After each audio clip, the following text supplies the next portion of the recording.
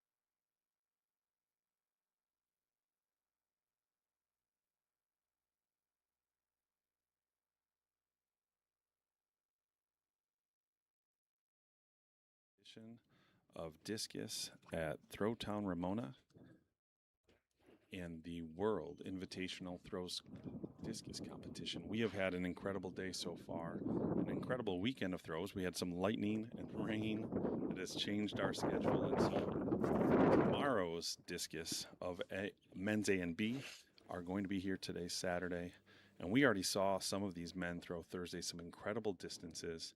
And here we get to see these men compete again today. Dan, you excited for today's competition? I'm stoked. The ladies started us off right. 3 flights of the ladies today, and there was some bombs. Val Ullman stepped up huge, 73 meters after struggling on Thursday. Big throws from Jorinda van Klinken, Alida van Dalen. In the other flight, Alex Morgan once again went over 60 meters. Huge moment in her life. She's been at the sport for quite some time.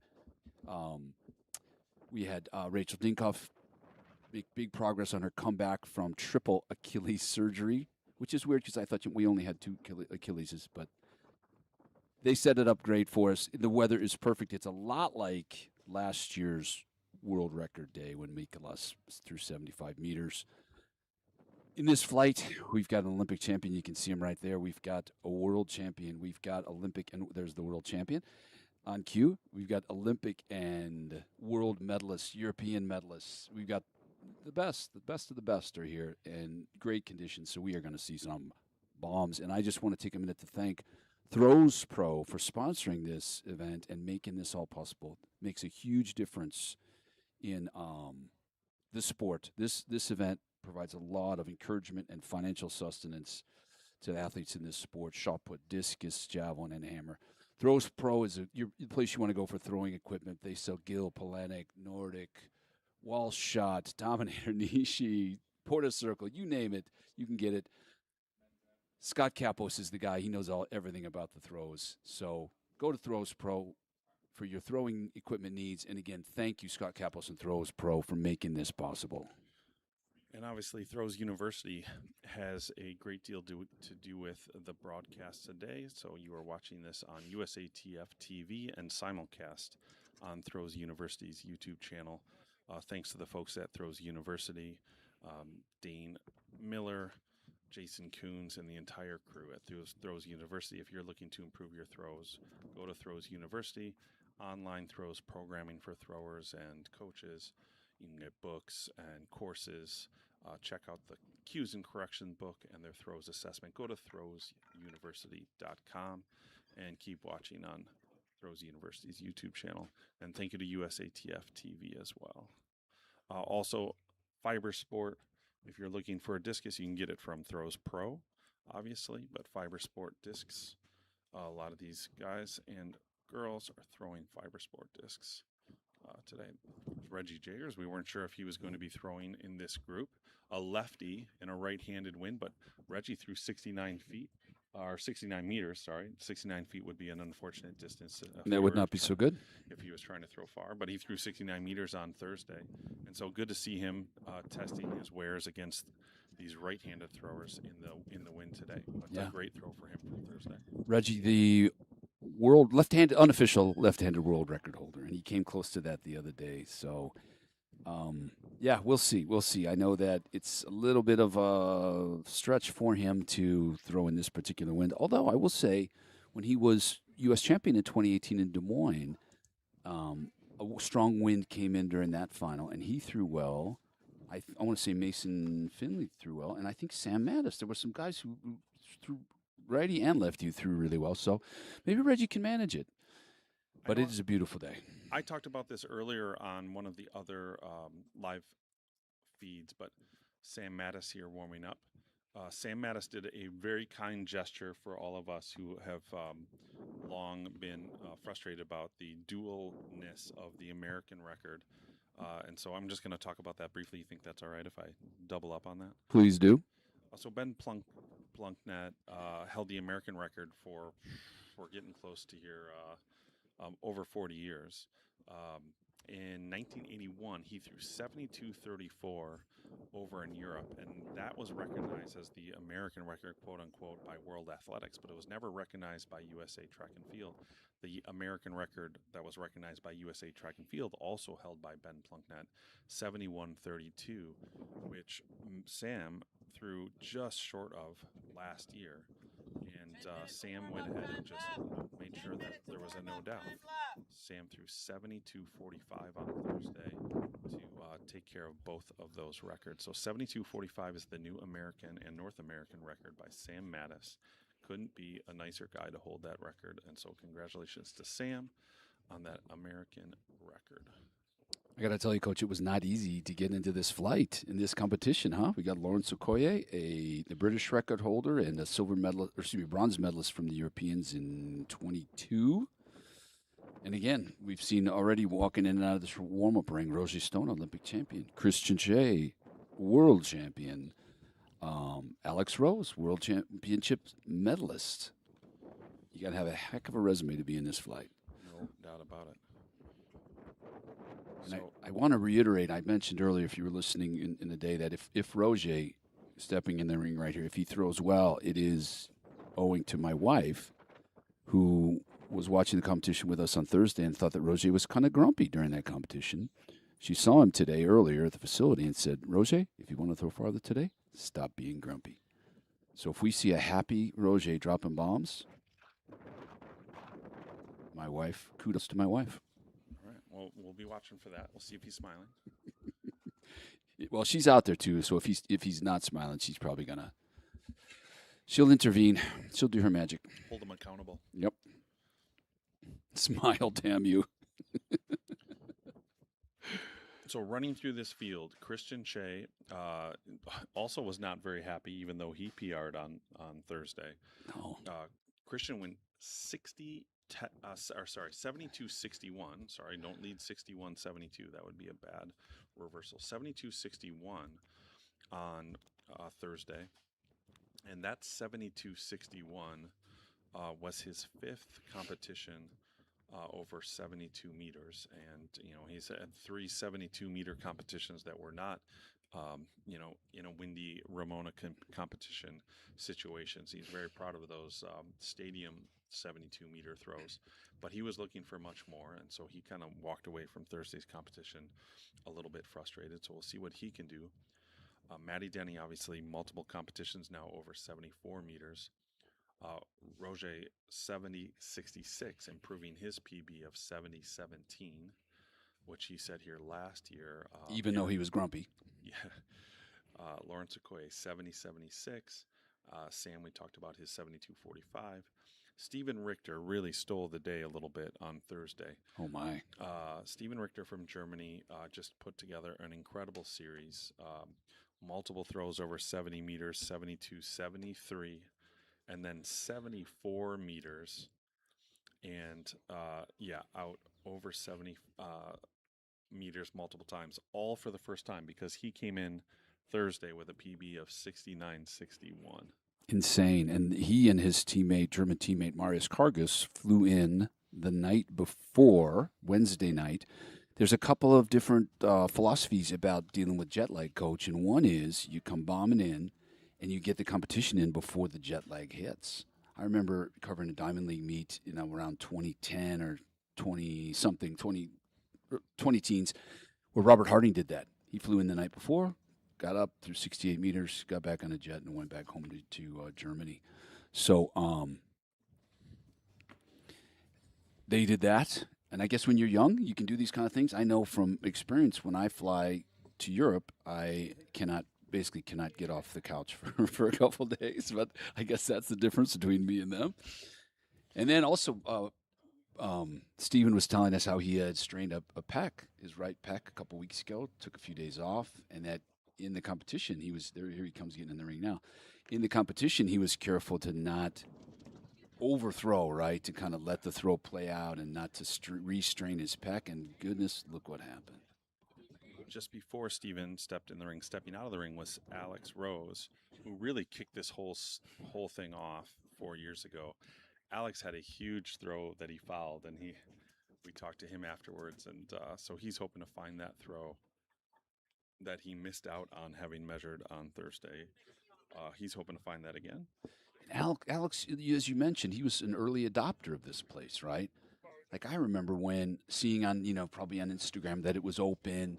I think Rachel Dinkoff was one of the first throwers to come here in 21 or 22.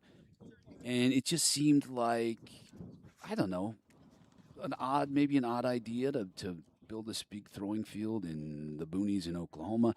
It kind of harkened back to, there were some meets in Hawaii in the early 2000s, and I don't know. It just seemed like, the United States had developed a reputation as producing throwers who had to have a huge wind to throw, and then they'd go to the Olympics or the Worlds and do poorly.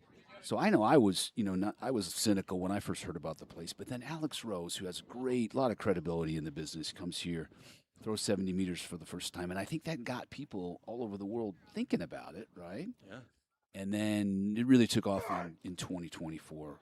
And we had Mika Lassier for the world record and a bunch of other magnificent throws. And it's been that way ever since. I think the cool thing about an Alex Rose is that, for folks who Throwtown Ramona is bad for the sport, I guess my big question is, if Alex Rose doesn't throw 70 meters at Throwtown Ramona 4 years ago, is Alex Rose still throwing? That's a great question. And if Alex Rose isn't still throwing, is he a bronze medalist at the World Championships last year? He is not. He is not. And that's in a stadium. And so everyone who thinks, people who throw far at Ramona and, their PRs are only far because they throw at Ramona and so they can't do it anyplace else.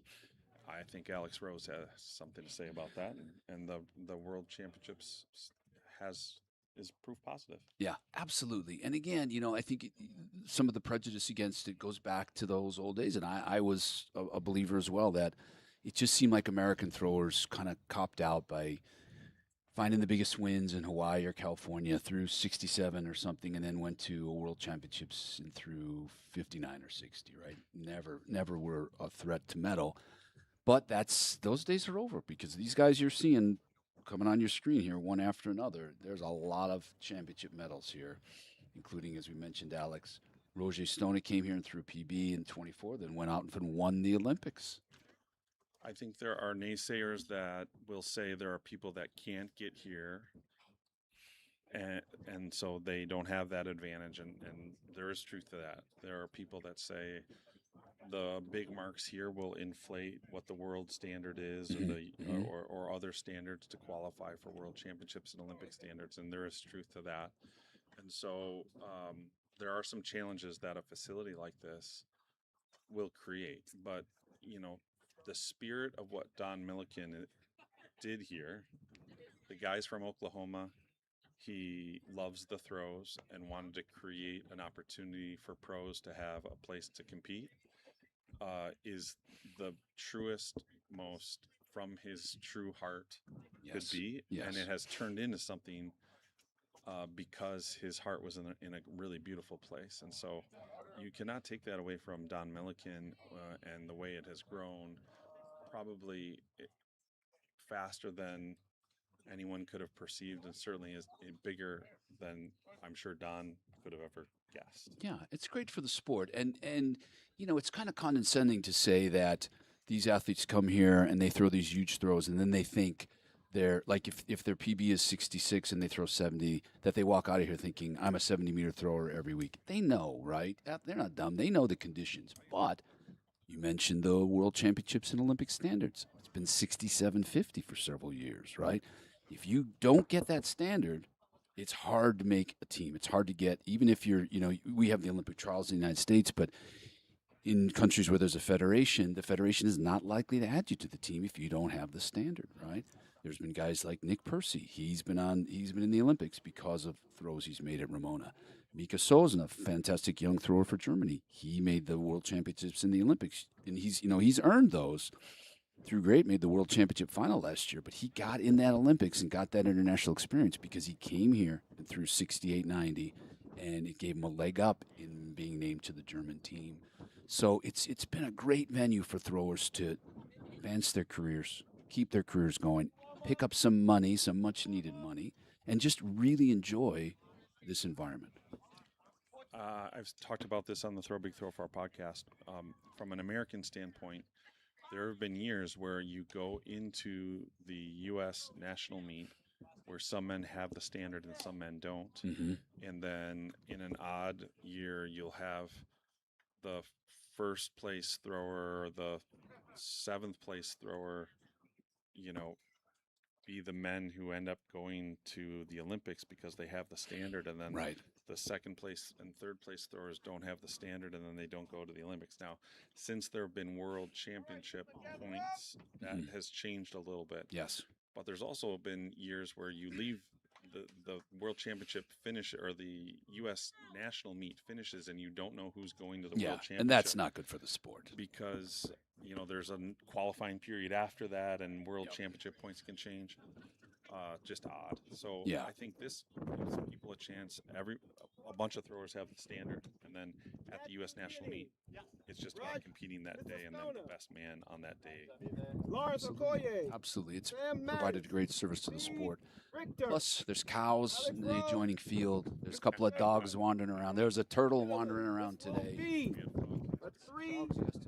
Reorder and 3 more. You have to get a legal mark in the first 3. Okay, everybody get that? Like we normally do in big meets. All right, that's the order. We'll start. I don't think I need to go over any other rules. Thank you, gentlemen, for coming out, and good luck.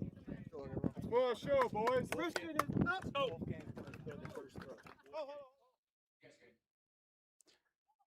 Coach, every time I see Christian Che, I think he is getting larger. Is it possible what is he, 27 or something? Is it possible he could still be getting, or maybe, am I shrinking? Is that what it is? I'm going the other way. That's what it is.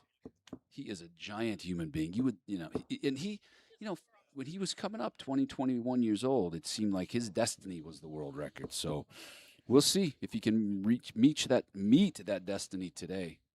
Oh, we got Wolfgang Schmidt, the great former German thrower, to throw out the first disc. Last year, Matt Wilkins threw out kind of the ceremonial first disc.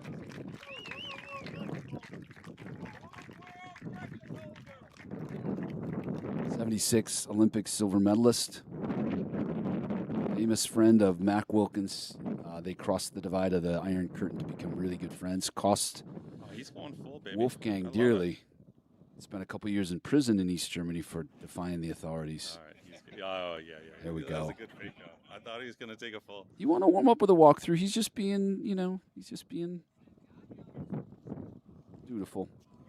Oh, that's nice work. That's nicely done. Pretty special moment. What a fantastic. He's a handsome dude, Wolfgang. Some of the most beautiful technique ever. If you've never seen it, look him up on YouTube. Majestic is the word I would use. Beautiful, Majestic. flowing technique. Christian leading us off here. Yes. Okay, so here we go. I was encouraging Val in the women's flight to light the candle, light the stick of dynamite. Maybe Christian will take that role right here and right now. If anybody should challenge the world record, it's a guy that looks like this, wouldn't you say? 6'9", and he is all of it. And I've gotten to spend some time with Christian. When you shake his hand, I have fairly large hands, but my hand disappeared. He's a big man. A few years ago, he said his dream someday was to own a chicken farm. So I'm not sure if he's getting closer to that or. I think a man's dreams can change over time, and I bet his have evolved. Is there a higher dream? Let's go, Christian. Let's start off. A Got a noble smile dream on than his owning a face to chicken start farm? the day. Set the tone. Let's go. All right, let's go. Here we go. Christian Shea, 72-61 PB set on Thursday. Okay. That's a big throw. And he is already happier than he was the entire day on Thursday, and we haven't even seen the mark yet. World Championship gold medalist That in had to 22 feel in good. Eugene. Set the record at the time. Daniel later broke it. Silver medal in 23 in Budapest. Won the 22 Diamond League final. 24 European champion. What do we got here? Come on, Matt. 70-34 to start. 70-34. I like his attitude, though, Coach. He looks like he's locked in. Come on, Matty. Speaking of locked in, that's Maddie Denny's resting state, I think. Matty Denny has made Throwtown Ramona home away from home the last 2 years. 74-78 last year in his duel with Mikolas. There you go, Matt. Big throw. Funny thing about, we've been experiencing this all weekend is you can't necessarily tell from the thrower's reaction how far a throw is. Because when he threw 74-04 the other day, it looked like he felt like he'd missed it. Yeah, so we got to talk with Matty after the competition, and he felt like he kind of wasted his first 3 throws. 71-40. Felt like he kind of wasted his first 3 throws on Thursday, and by the time he was starting to kind of feel the flow, that his 74-04 throw, that he missed it, and so when you're missing a throw at 74 meters, that's kind of shocking. All right, Roger needs to throw happy, or my wife is going to be over there tapping him on the shoulder. Uh-oh, that's not going to make him happy, Coach. You've seen The Blind Side, right, where the mom comes down and lectures the football coach on the sideline? That's my wife's favorite part of that movie, so you may be seeing some of that. She's going to shove Nick Ponzio out of the way there. And Let's go, Lawrence. say, let's go, Roger, smile. Lawrence Okoye, what an athletic career he's had. He was a discus wunderkind, one of the best in the world in 2012. Through 67 meters, something in Halle, I think. Or was it with Wiesbaden? One of those German meets. made the Olympic team in 2012 and then decided to try American football. There you go. He was That's in a and big out toss. of the NFL, largely I think on practice squads, and he never signed a big contract. But he stayed in there, hung in there for several years, then came back to throwing, and again won a medal at the European Championships in 2024. I think the highlight of his career so far. 70-58 Come on, Sam. open day. Let's go. Nicely done. That's close to his. 70-76 is his PB, so he's close. He's close. Come on, Sam. Sam looking to follow up his big day. Some more big throws. We've got 3 men over 3. We have 3 measurements out of 4 throws, and they are all over 70 meters. Outstanding.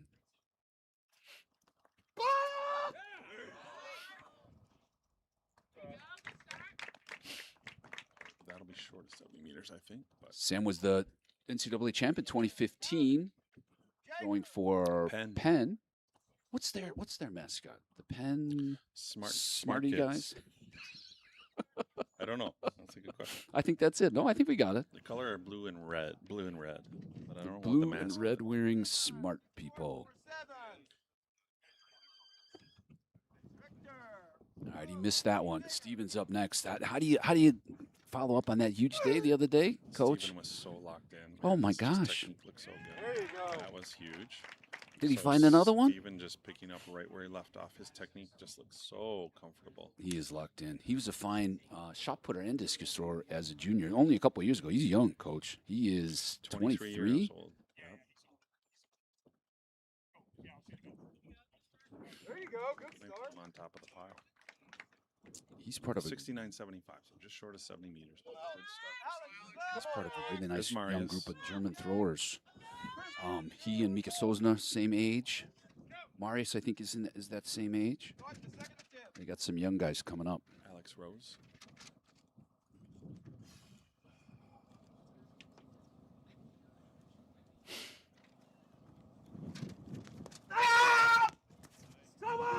Keep it. Okay, good All start. right, good start for Alex.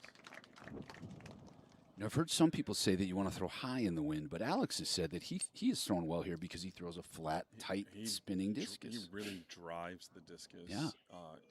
into that wind. Hard and heavy. What an amazing performance last year at the World Championships in that downpour for him to finally break through and get on a podium. He had been in about 1 million international competitions, going all the way back to,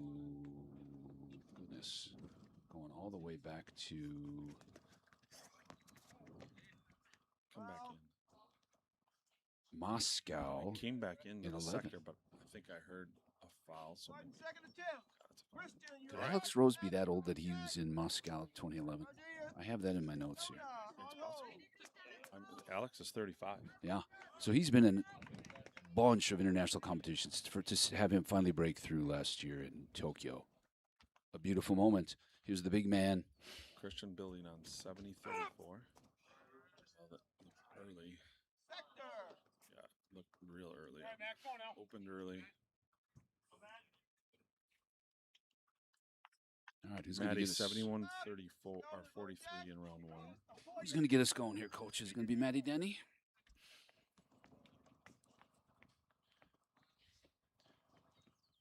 Maddie was on a string there of PBing in a series of international championships. That was crazy. 21 Olympic Games.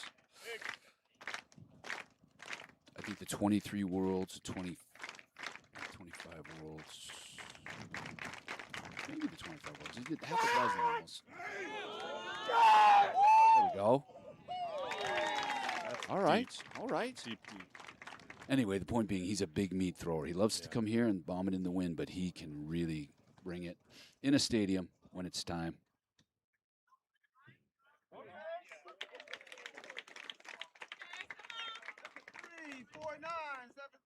73-49. So Maddie getting dialed in a little earlier than he did Thursday.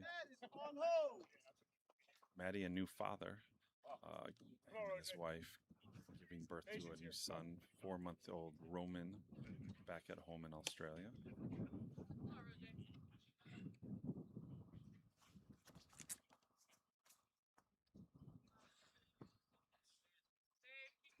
Nope, he's struggling. He's struggling. First round foul. I don't know that he liked that one any better, but he needs. These guys need a mark to get all 6 throws, so he's got to find a mark on round 3. He's sitting on 2 fouls. Yeah. Got to help him if he walks by my wife with a grumpy look on his face. That was a big one. Let's go. Keep building, Lawrence. Come on. Okay, if you would look real closely, Okoye wraps his fingers around the disc. I've never understood. He's the only guy I ever see throw with his fingers almost beyond that first knuckle wrapped around the disc. I don't know how he does it. He's the only guy I've ever seen throw like that. Back drip. I'm going to say it's because he is a unit. He is a genuine unit, coach. He can hold the disc however he wants. 68-24 was in Halle in 2012. That was his PB for a long time, I think, until Ramona last year, 70-76. 6-9-4-7. Not be an improvement. 70. Come on, Sam. Let's go. 47. Alex on hold. Sam. Bump. Brings us to Sam. Sam, United States champion, 19 and 23. That's a better movement than round 1. Good play, Sam. Got it. 64-47 in round 1. That looks like it's closer to 70, but quite sad. Kind of like Alex, Sam has been in a ton of international competitions. Going back to Doha World Championships 2019. He was in Tokyo in 21, Eugene in 22, Budapest in 23, Paris in 24. Tokyo last year, his best finish in the international final, 8th in Tokyo in the 21 Olympics. 67-69. Steven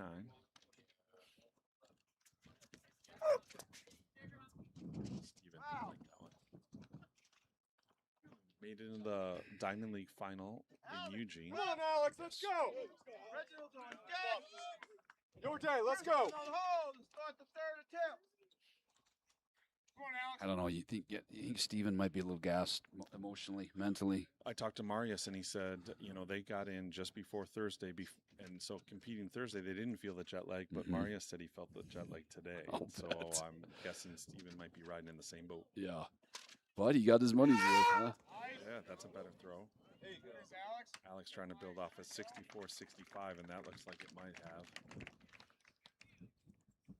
Alex leading this group in calf size.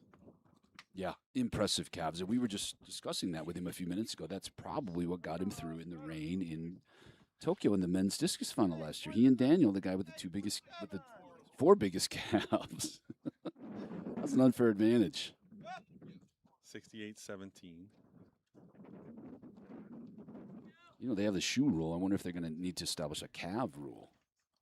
If your calves exceed, unless your calves are smaller than your thighs, you cannot compete. So again, Reggie left-handed and the only lefty in this group. And the wind here today set up definitely for these righties. Just want to acknowledge, too, that Reggie, went through the WCAP Army program. He'd had to do a year training, and now he's sponsored by the Army, so he's a professional thrower. But at any point, the Army could recall him. So if you've been paying attention to the news the last couple of months, like he has, he's got a lot on his mind. So hopefully we get through this, get to peace quickly, and let Reggie go back to his concentrating on throwing, because I do not envy him. Waking up every day wondering if he's going to get some orders to set aside his career again and report. There you go. Reggie won the long throw Winters Championship USATF put on a few weeks ago in Tucson. 6-9-7-3. 6-9-7-3. Let's go, Matt. Come on. All right, so Maddie Benny, 73-49, 74-04 on Thursday. best is 74.78, which is the second best throw in world history.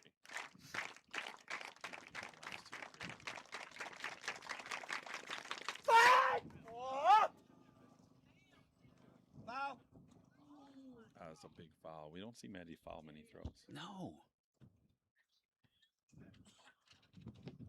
Matt used to be a pretty good hammer thrower as well, right? Coming up. Yeah. I think he placed in the Commonwealth Games in the hammer. 2013 World Under 18 Discus Gold, hammer bronze. 18 Commonwealth Games, hammer silver. He's a multifaceted man. Okay, Roche needs a mark here. Oh, goodness. We can't have Roger going 3 and out.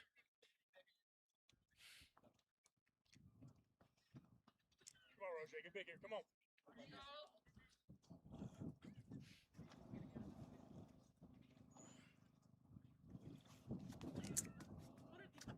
That'll do. There it is. There it is. That's more than a little bit of a mark. There you go. There you go. He's in. Okay. Nicely done. 65 maybe. It's probably a little bit of a safety throw, but comfortably in. Roger was part of a crazy NCAA final in 23 in Austin, Texas. Him, Turner Washington, 1-6. Nicholas. 66-16 for Come on, Lawrence. Throw your hands up.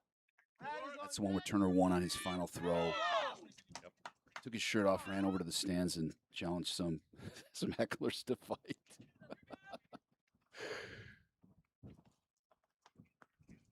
An eventful evening, and your dear friend Ryan Whiting had to go over there and quell the crowd. Quell. Just quell. Yeah. Quell. Actually, Quell Turner. quell Turner. Yes. Oh my. You know what? If I was a discus and Lawrence Okoye was yelling at me, I would cooperate. Absolutely. Absolutely. If he yelled at me, I would wet myself. Does that count as a cooperating? What do we got here? 71-88. Lawrence Okoye has a new PB. UPB. Boy, Now, he Lawrence, loves you Oklahoma. can enjoy that if you like. 71-88. That's his PB by over a meter. Wow. 70-76 was his old PB. Fantastic. That Lawrence, looked good right away.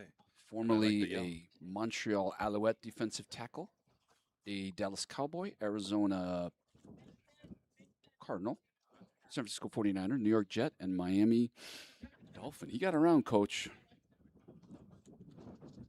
Spent a lot of time kicking around, never quite stuck with the team. That's Also- it's a lot of athlete right there. Yeah, smart enough to get into Oxford Law School. Amazing. Yeah, if you love the novel Great Gatsby as much as I do, you know that getting into Oxford is a big honking deal.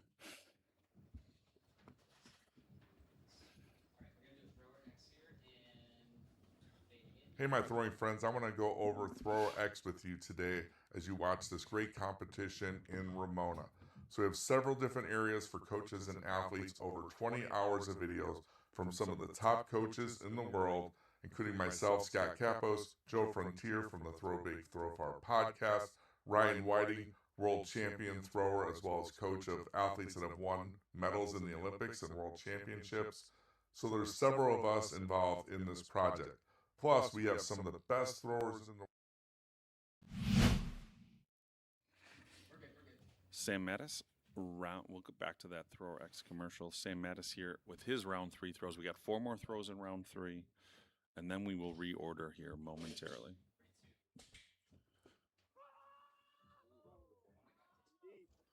Get up. There's a big throw from Sam.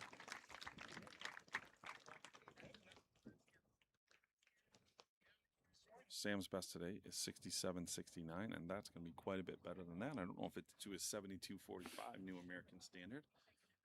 We haven't printed the record yet. So. Okay. 8, 9-4. Thank you. 68.94.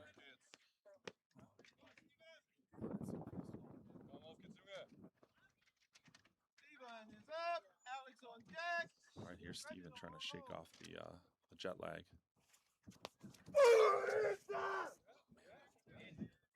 Just 23 years old. This kid has a bunch of tools. Oh my God. Yeah, he's amazing. got silver at the 25 German championships with 68.27. 719, 6719. Yeah, I mean, Steven's the youngest guy in this group by 5 years, so we've got some very experienced throwers, and Steven is Reginald's on deck. just coming into form. I think he's got a bright future ahead of him. Yeah, he's already appeared in Tokyo last year, in Budapest in 23. He's getting some international experience.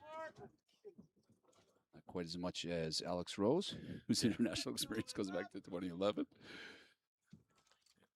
Lawrence and Alex, the oldest gentleman in this field at 35. Dean Miller, coach of Alex Rose and Sam Mattis.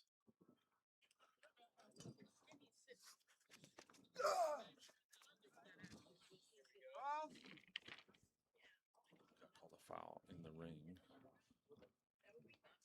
Reggie was World University Games champ in 17. He was a Kent State. Are they the Golden Flashes, maybe? Something like that.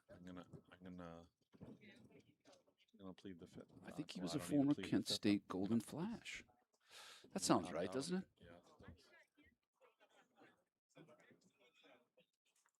He's not happy about that foul that was called on him.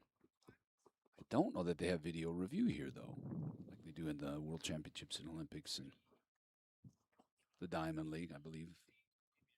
Don't know that we have that here, so he's just going to have to kind of deal with that call. No challenges like they have in Major League Baseball now. We'll do some reordering here, and we will have 3 more rounds of this great Group A.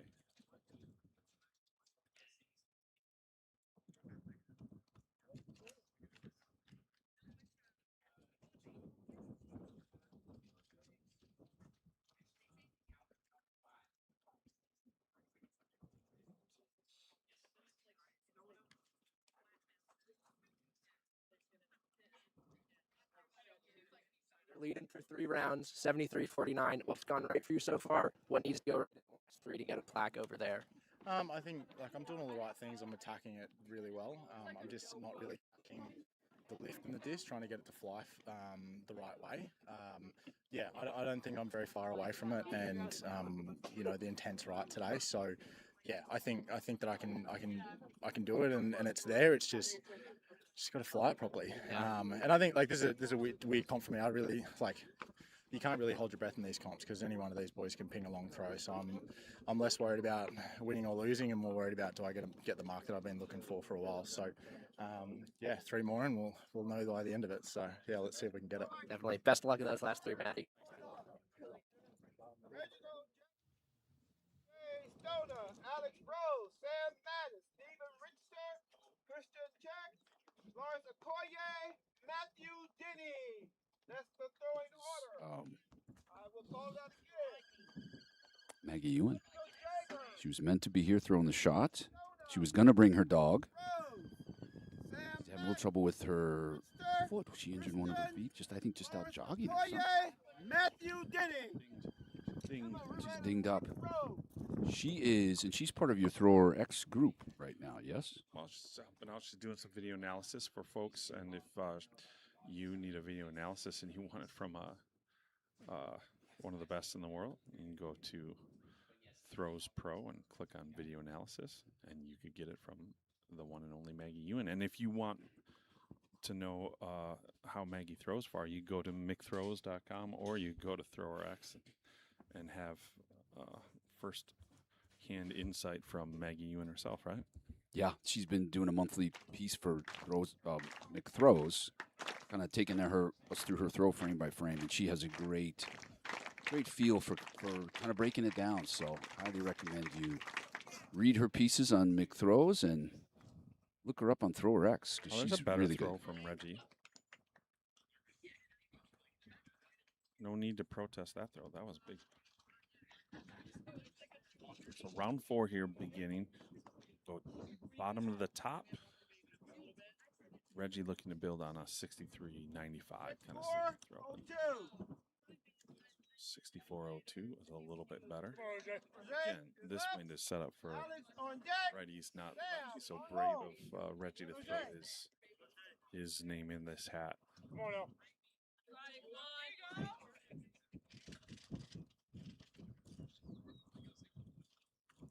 Roja 6616 is his best only mark, so that's a safety throw for sure.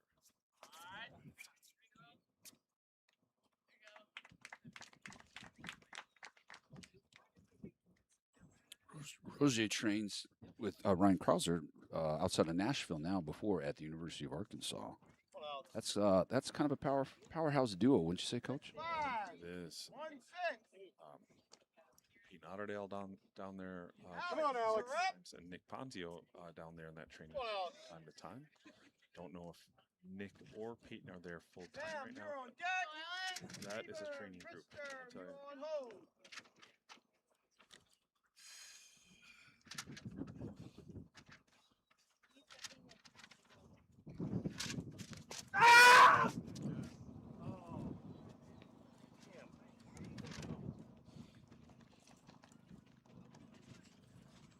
Alex searching for that feel of that throw he had right in the middle of the session Thursday. He had just an absolute huge bomb, and he foot fouled by maybe an inch or two right in front of the ring, just barely a foul. Come on, Sam. Let's I go. don't know what the distance would have been, but it was well over 70 meters, and he'd just been searching for the feel of that throw. And if you want to look at the video, I know exactly what it is. Sam Mattis 68.94 today. Looking for some of that Thursday magic he had too.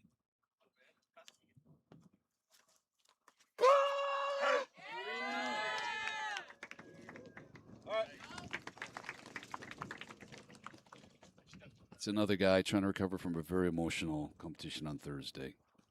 PR, you break that American record. That's got to take a little bit of the life out of you.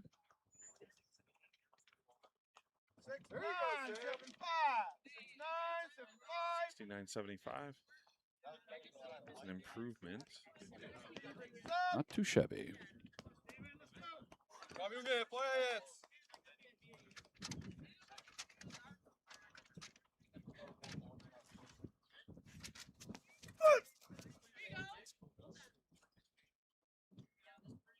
That might be his best throw of the day. Just a great finish on his throw. I think Steven is, he's ready. I wouldn't be surprised to see him pop up in Diamond League meets this summer. And next year, the World Championships in Beijing, I wouldn't be surprised to see him on the podium. 72.47 for Steven. He Oh moves my into second. God. So he continues to have the week of his Wow. life. Also loves golden retrievers, Steven does. So there's something to that, I think. Over the top. Oh. Just took it out of his hand. Feel bad for Christian. He is. 2 throws left in this. It's a little bit of a dilemma. And again, it makes me have double respect for Mikolas Alekna, who came here, 24 and 25, knowing he was meant to break the world record. With that kind of, those expectations, not easy. Here's Christian, same thing. He came over to Ramona. Everybody knows why he's here, right? And sometimes that makes it hard to just relax and let it flow. Such a good stadium thrower. And don't want to change much about how you approach the throw, but Right. Mark. Come on now. find a way to reverse the wind. Come on now. Big man. Maddie asking for some claps as he enters the ring. 73.49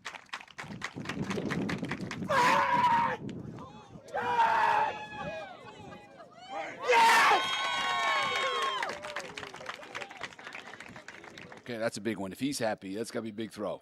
that looks big, but I don't know how big. It's hard to tell, isn't it? 72 something. They should have the 73 turtle out there at the world record distance so we could judge. But turtle steak. Yes. 72.58. My turtle senses were tingling that it was 72 something.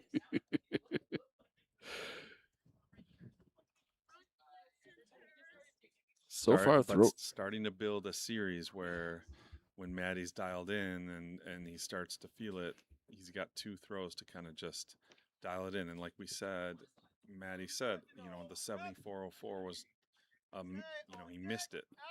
And so, when he starts to feel it, can he dial it in just right and not miss it and take advantage of it? Here comes Reggie. Right now, I got to say Steven Richter is the thrower of the week. To come back after what he did the other day, yeah, unbelievable.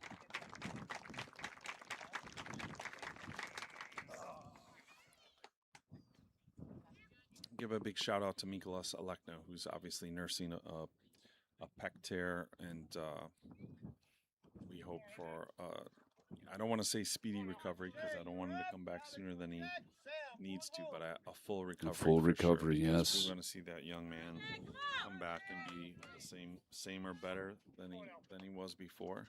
But when I think about what Steven's doing, what Mikolas obviously is capable of doing, you see these guys out here now.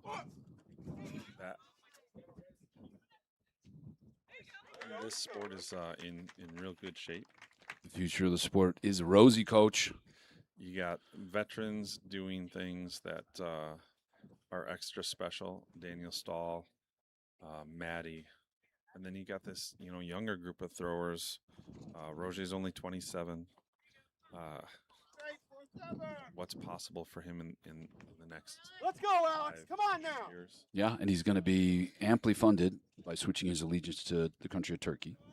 So, And future's bright for him. You start thinking about Steven Richter, and you start.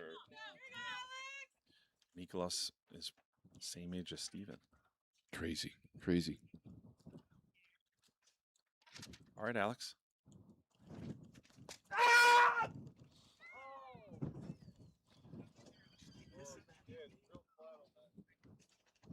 Alex reminds me so much of Roger Steen in that he didn't come out of high school probably heavily recruited. He didn't come out of college with any expectations of, people who know the sport would probably look at him and say, well, he's going to go into business now, right? And he's just hung in there and just gotten better. And he's worked, a job, started a family, and I don't know, that stick-to-itiveness is really, really inspiring. The willingness not to deviate from a dream and keep doing the work. Roger Steen is an embodiment of that, and Alex Rose is too.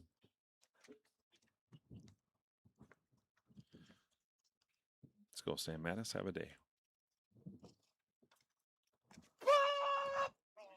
He struck that really high.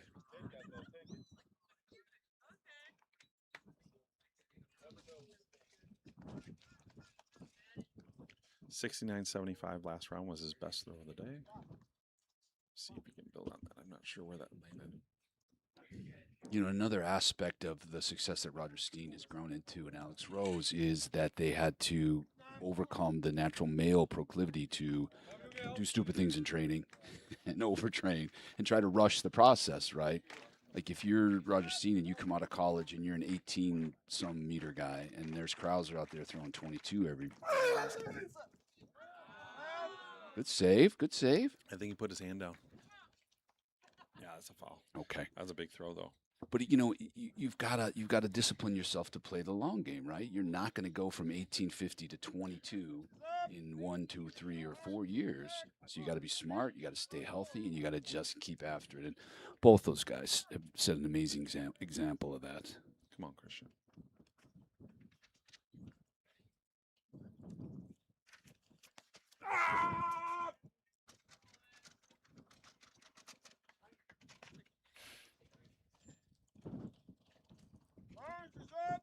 Just wearing the frustration a little bit on his body.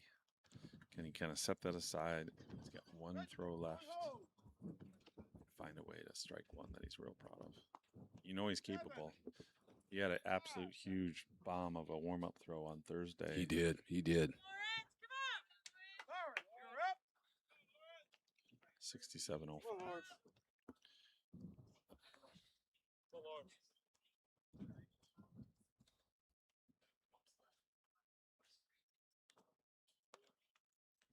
71.88 already has a PB today with a 35-year-old Lawrence Okoye.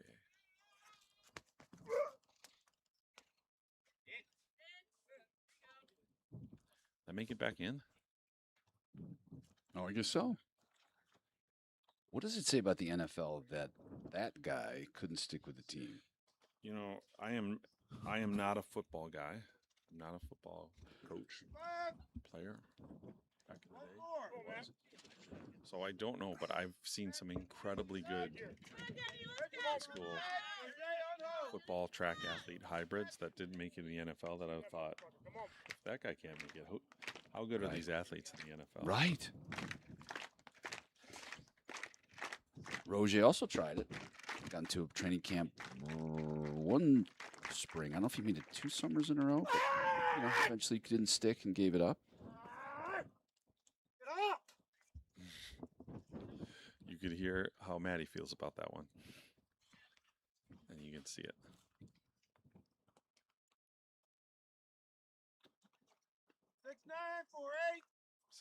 $69.48. So here we go. We have one more round of Competition A 2026 World Invite at Throwtown Ramona, the Oklahoma Throws Series. Reggie Yeagers.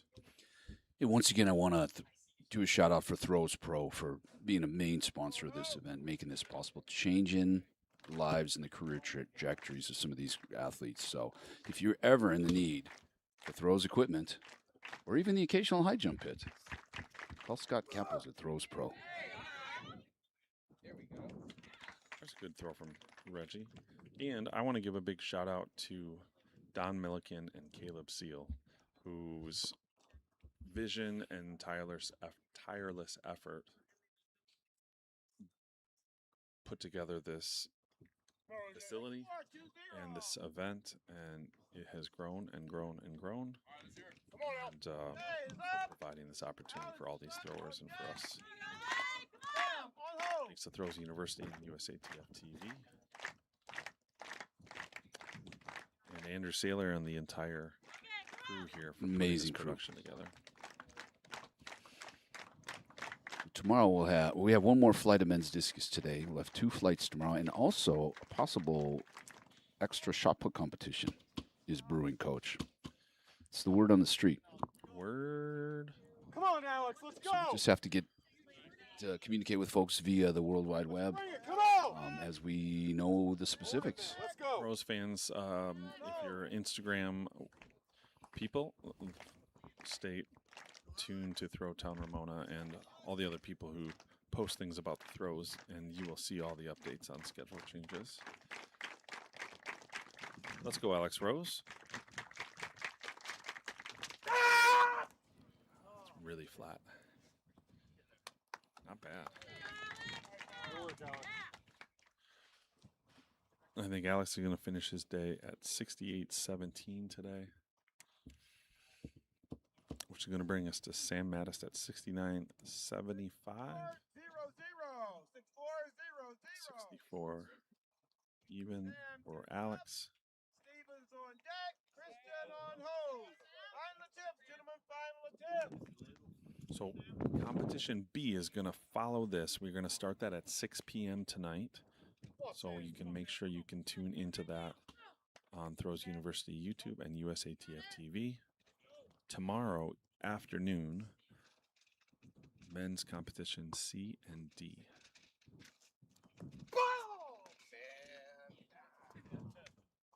And if you haven't been getting the live updates of the actual results, you can go to pioneertiming.com. Sam is going to finish the day at 69.75, but he is going to walk away from this weekend with the New American and North American record at 72.45. Congratulations, Sam Mattis, Coach Dean Miller.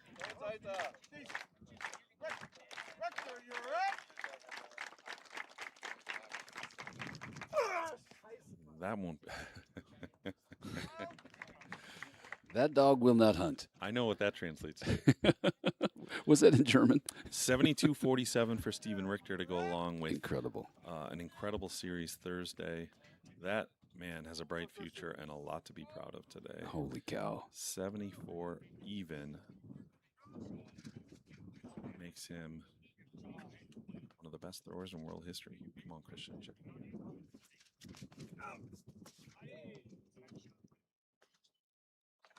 That is a big throw. Let's see how big. Did Christian just have his best throw of the day on his last throw? As a pro's pro, I wouldn't be surprised. But he's been here, what, a week and a half, 2 weeks? Couple weeks, yeah, to acclimate and get in some early competitions. Here's the thing about Christian. I wouldn't be surprised if in his next stadium competition he goes out and wins. Go, Lawrence. Yeah. 70-94, of course. He puts his best throw of the day together on his last throw, but not the throw that those folks came to the United States for this week. Shout out to Christian. Lawrence, 71-88, new PB for him at age 35.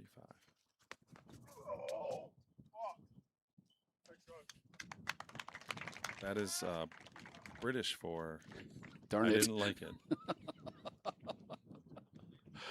Matthews up, final attempt. 71-88. Go after back. Awesome stuff. 235 feet 10 inches. Not a bad day. All right, here's Matty Denny. 73-49 to go along with 74-04 from Thursday. This man is possessed and came here for one reason. And let's see if he can put that reason together in round 6. He doesn't put a lot of pressure on himself, I would say, but he is very purposeful with what he's trying to do, and he won't be shy about saying that. So very goal driven.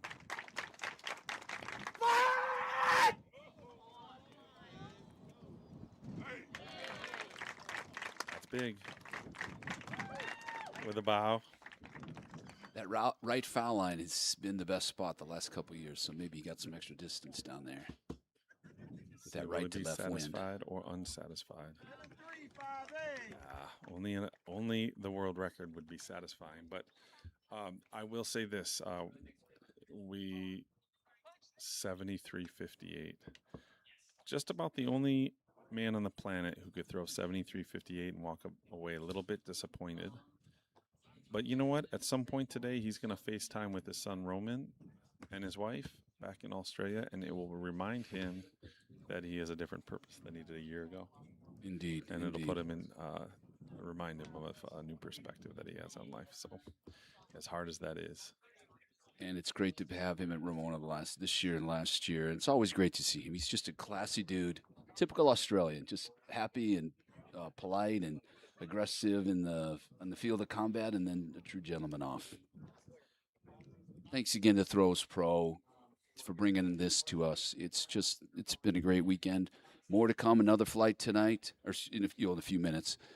2 more flights of men's disc tomorrow, and also again possibly the extra shot put competition. Shout out to Fiber Sport. Shout out to Throws University and the entire team here putting this production together. Andrew Saylor and crew.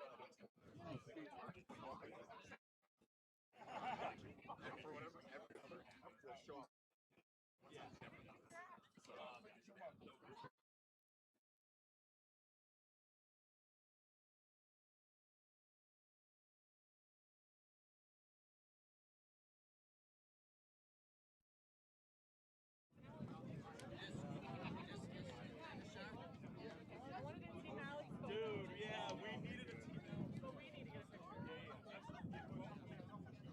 Hey, American record holder.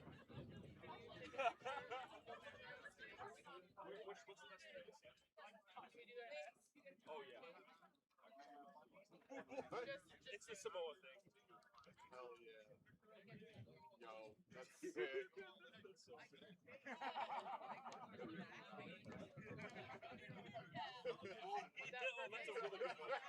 really good one. I'll post that and maybe I'll have to fix those. Hell yeah. I'm hoping that they just tag me under 19. No. Oh, really? Yeah. Bro, how do you do it? I want to be there. No, it's funny. Like, and I was like, actually, that's not that funny. It's so funny. Of course.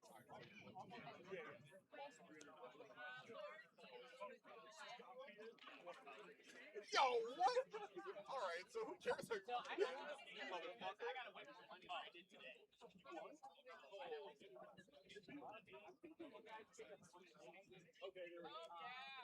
Oh, no. My lane. No, my lane. Ready? Oh, what?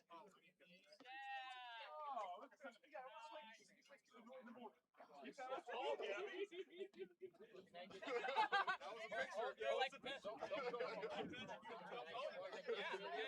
You guys want to get one more for three of you?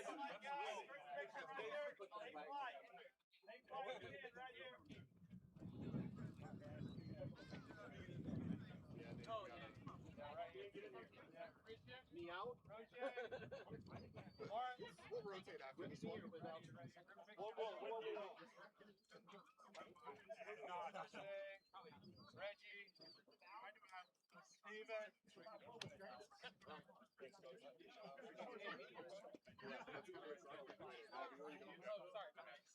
Yes, sir.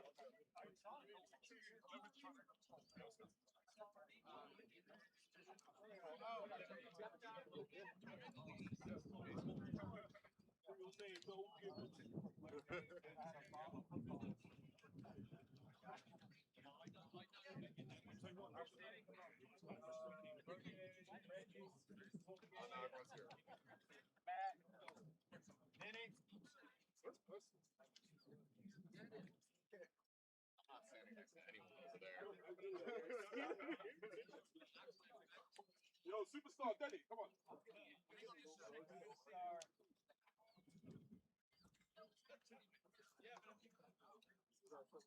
Do we have everyone?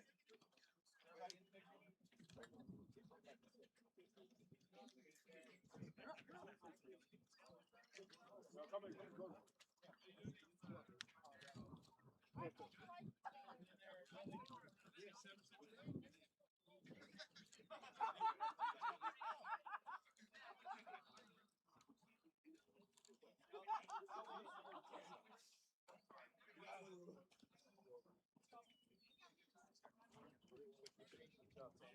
Good week.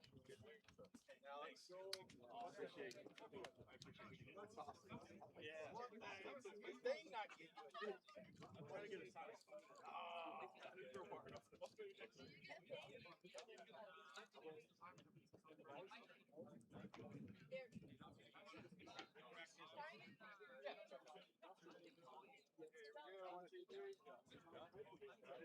You want to be on this? I'm like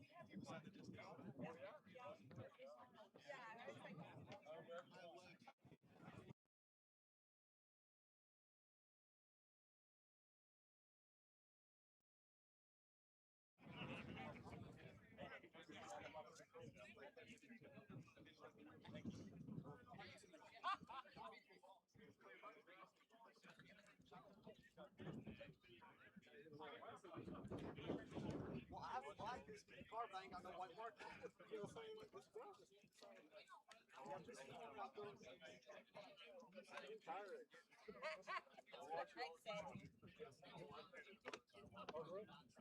was really hard to compete in this competition. Just giving them like 5 minutes.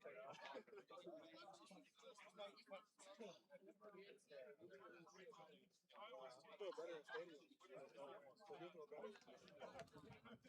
Yeah, I'm still trying to get up there. Keep working. I'm always.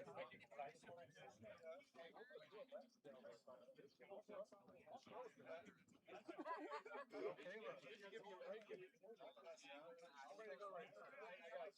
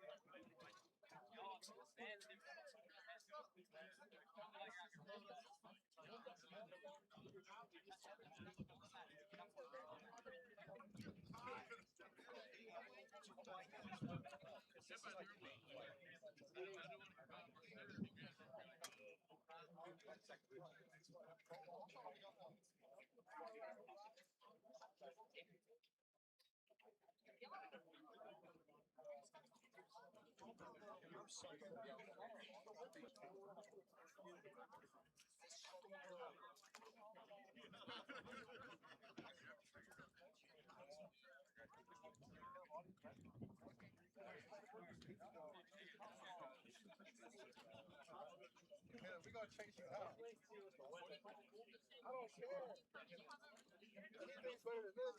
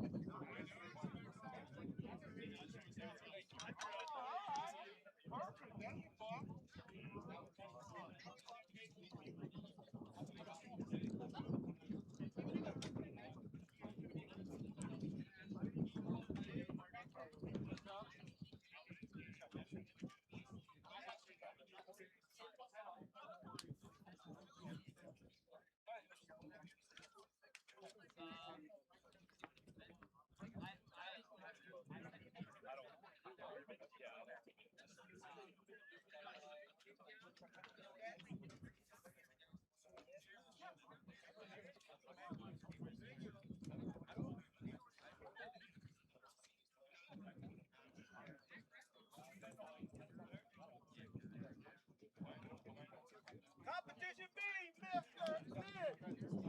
Competition B, men. Second.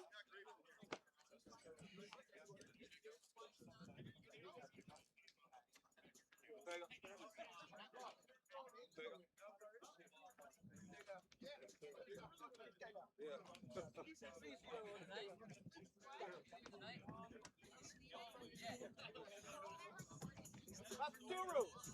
Papaturo. Stop it. Stop it.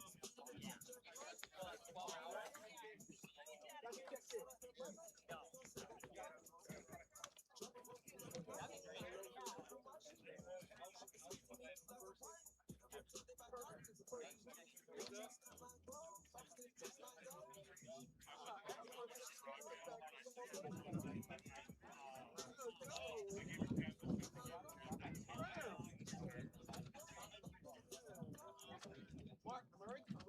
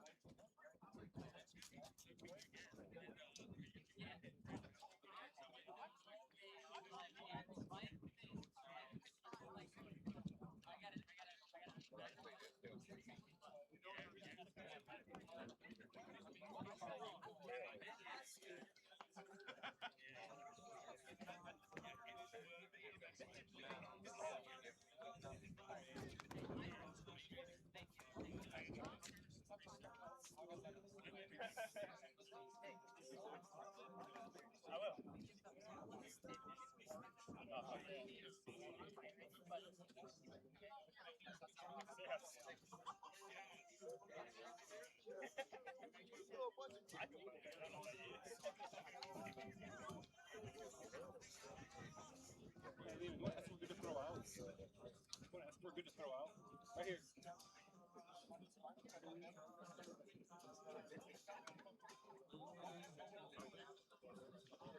Grab the red. You good? Yeah, hey, go ahead. Go ahead. Yeah, you good. That's okay. That's okay. Yeah, no, it's open.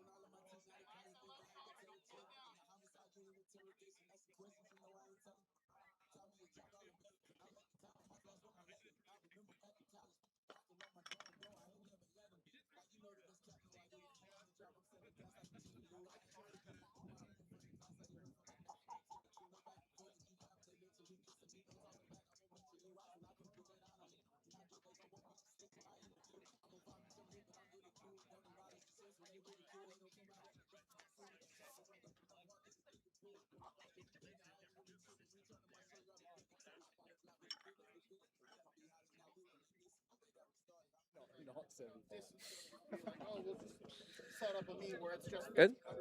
All right, Matty Denny, 73.58 here, taking the win in the A flight for the men here at the 2026 Ramona World Invitational.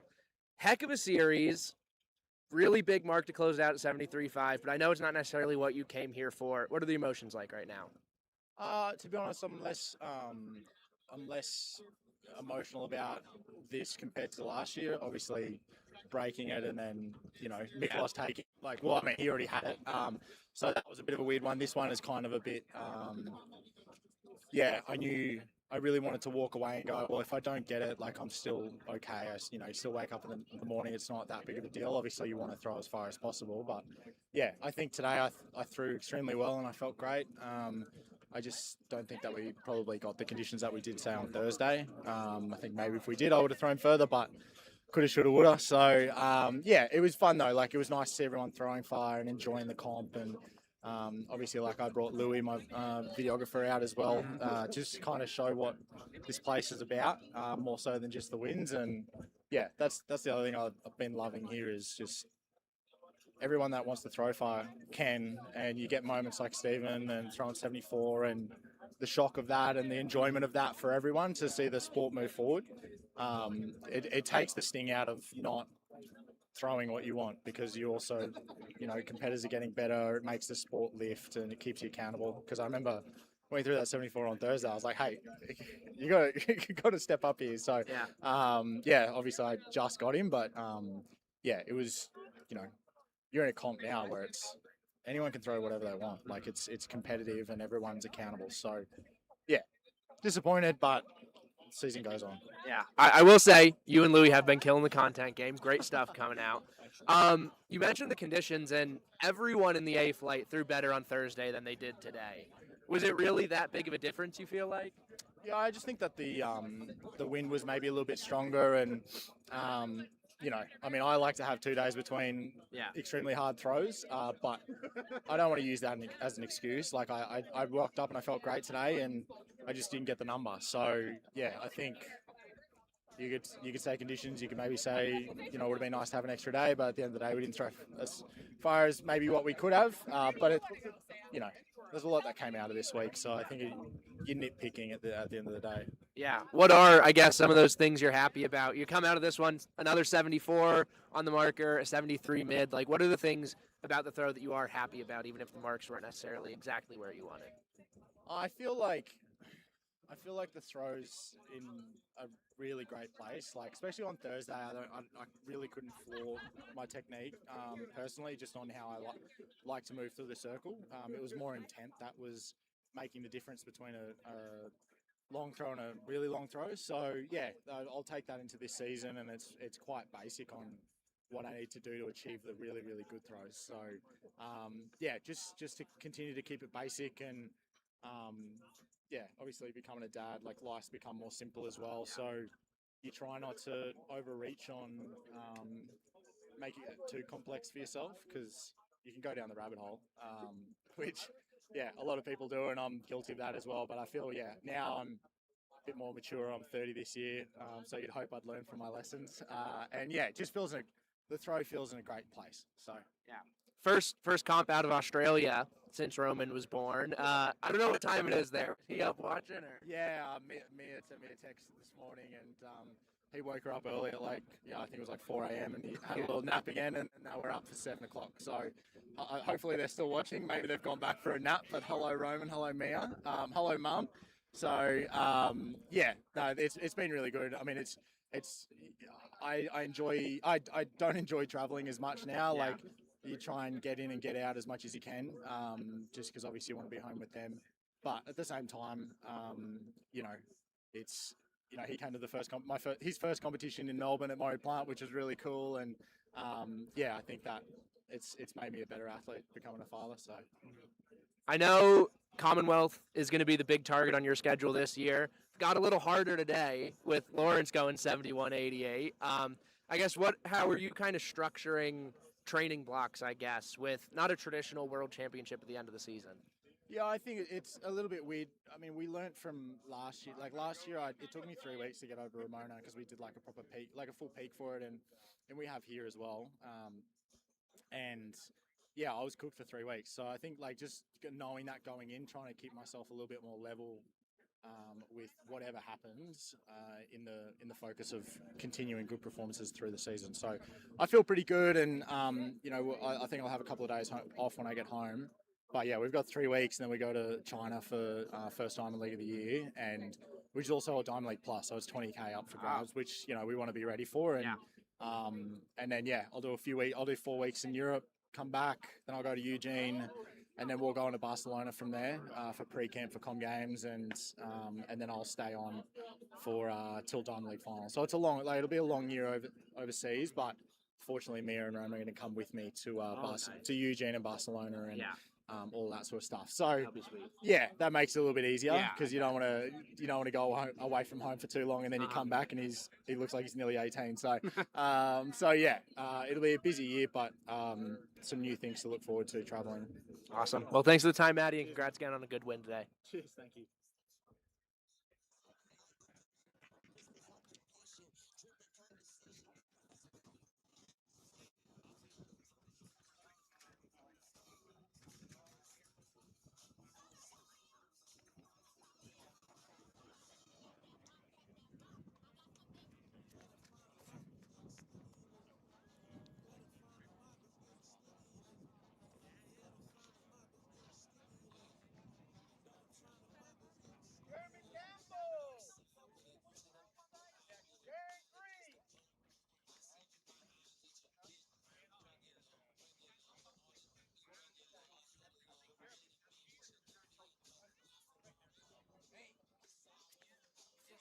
A little bit.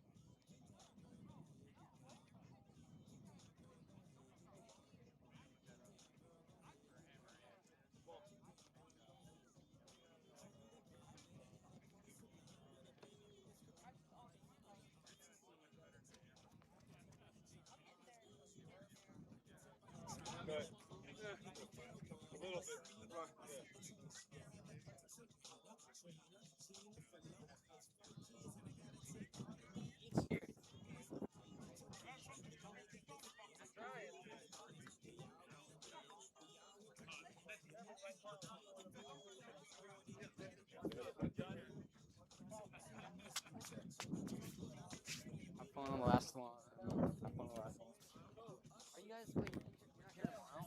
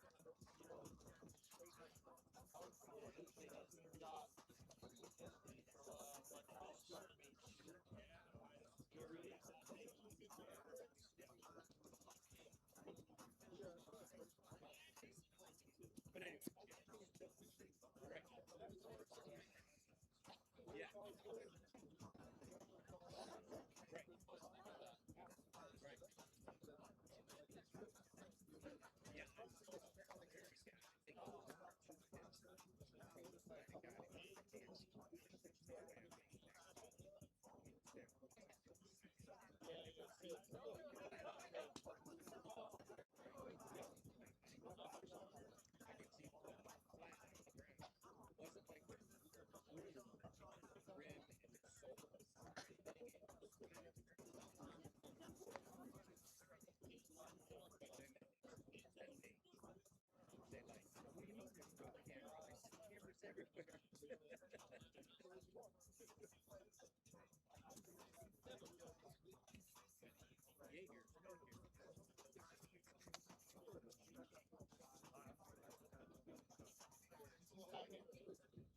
it out of back.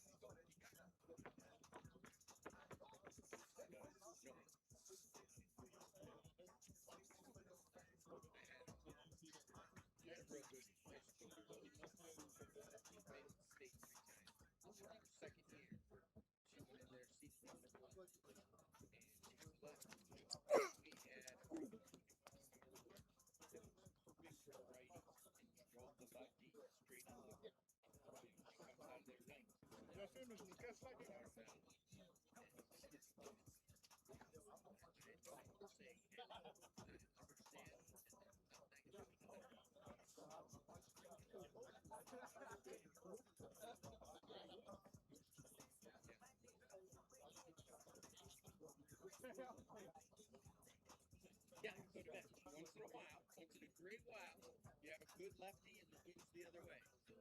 Let's go.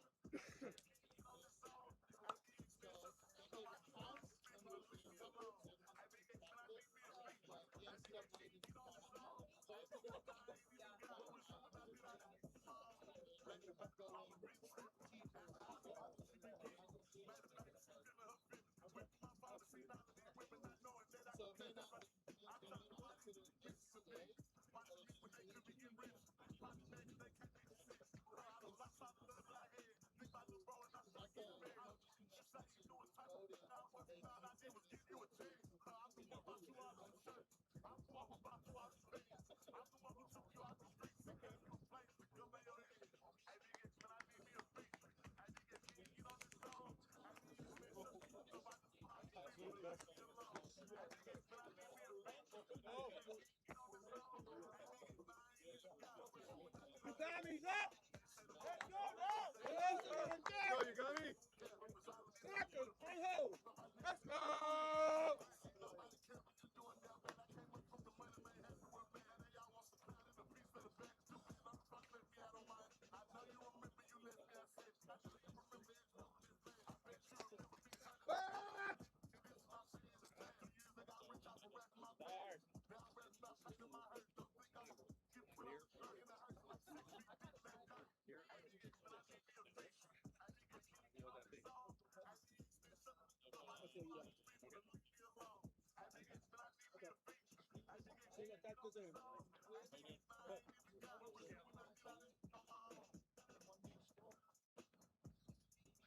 Five nine nine five. 5995.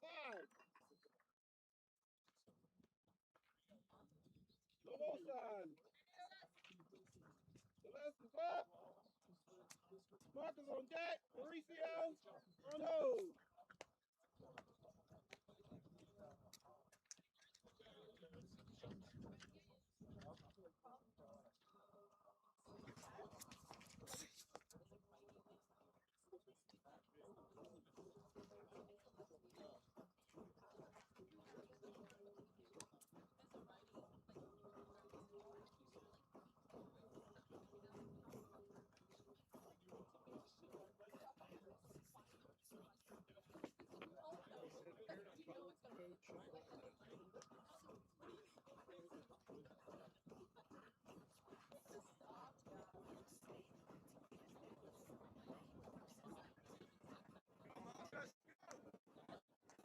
Zero, 2-0, 5-0, 2-0. Marcus is up. Mauricio up. Joseph on hold. Let's go. That's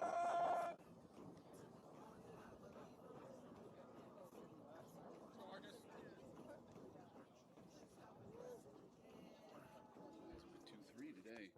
Yes. That's not bad. Not bad at all. Shoot. Start it?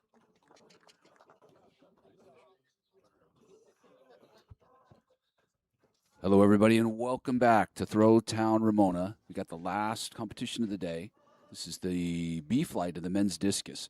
Tomorrow, we'll have the C and D flights in the men's discus.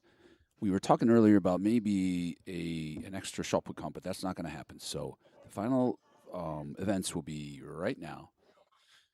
This flight of the men's discus, and then 2 more tomorrow, possibly dodging raindrops. I have a special guest here to help us announce this flight, Alida Van Dalen. How are you, young lady? are you? I am fine. Huge performance today. I should have my glasses on. 69. 17. 69, 17. Tell us about that throw.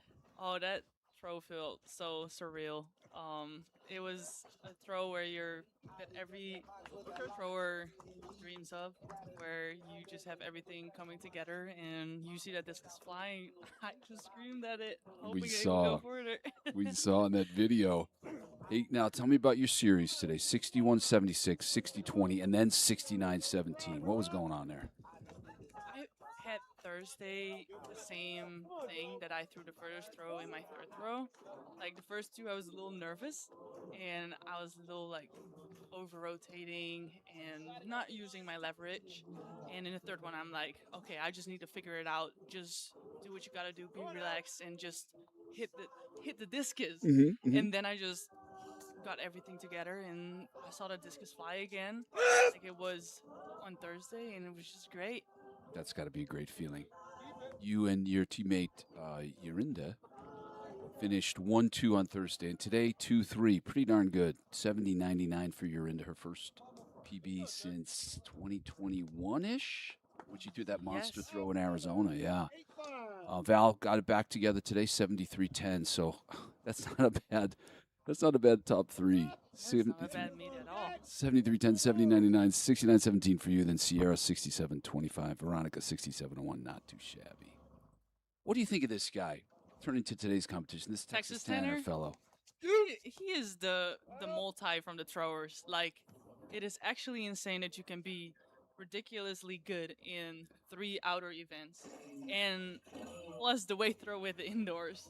Like, I don't think anyone else has got the marks that he has. It's actually ridiculously insane. He's got to be the best in history. He probably is the best in history. It is actually phenomenal. Yeah! There you go, guys. That's Nick Percy. He's looking for the European Championship qualifier. I want to say it's 65-50 for the dudes. You could be correct, yes. What's it for the ladies? That's a great question. Doesn't matter now. We know it's less than 69 meters. It was like 62-60.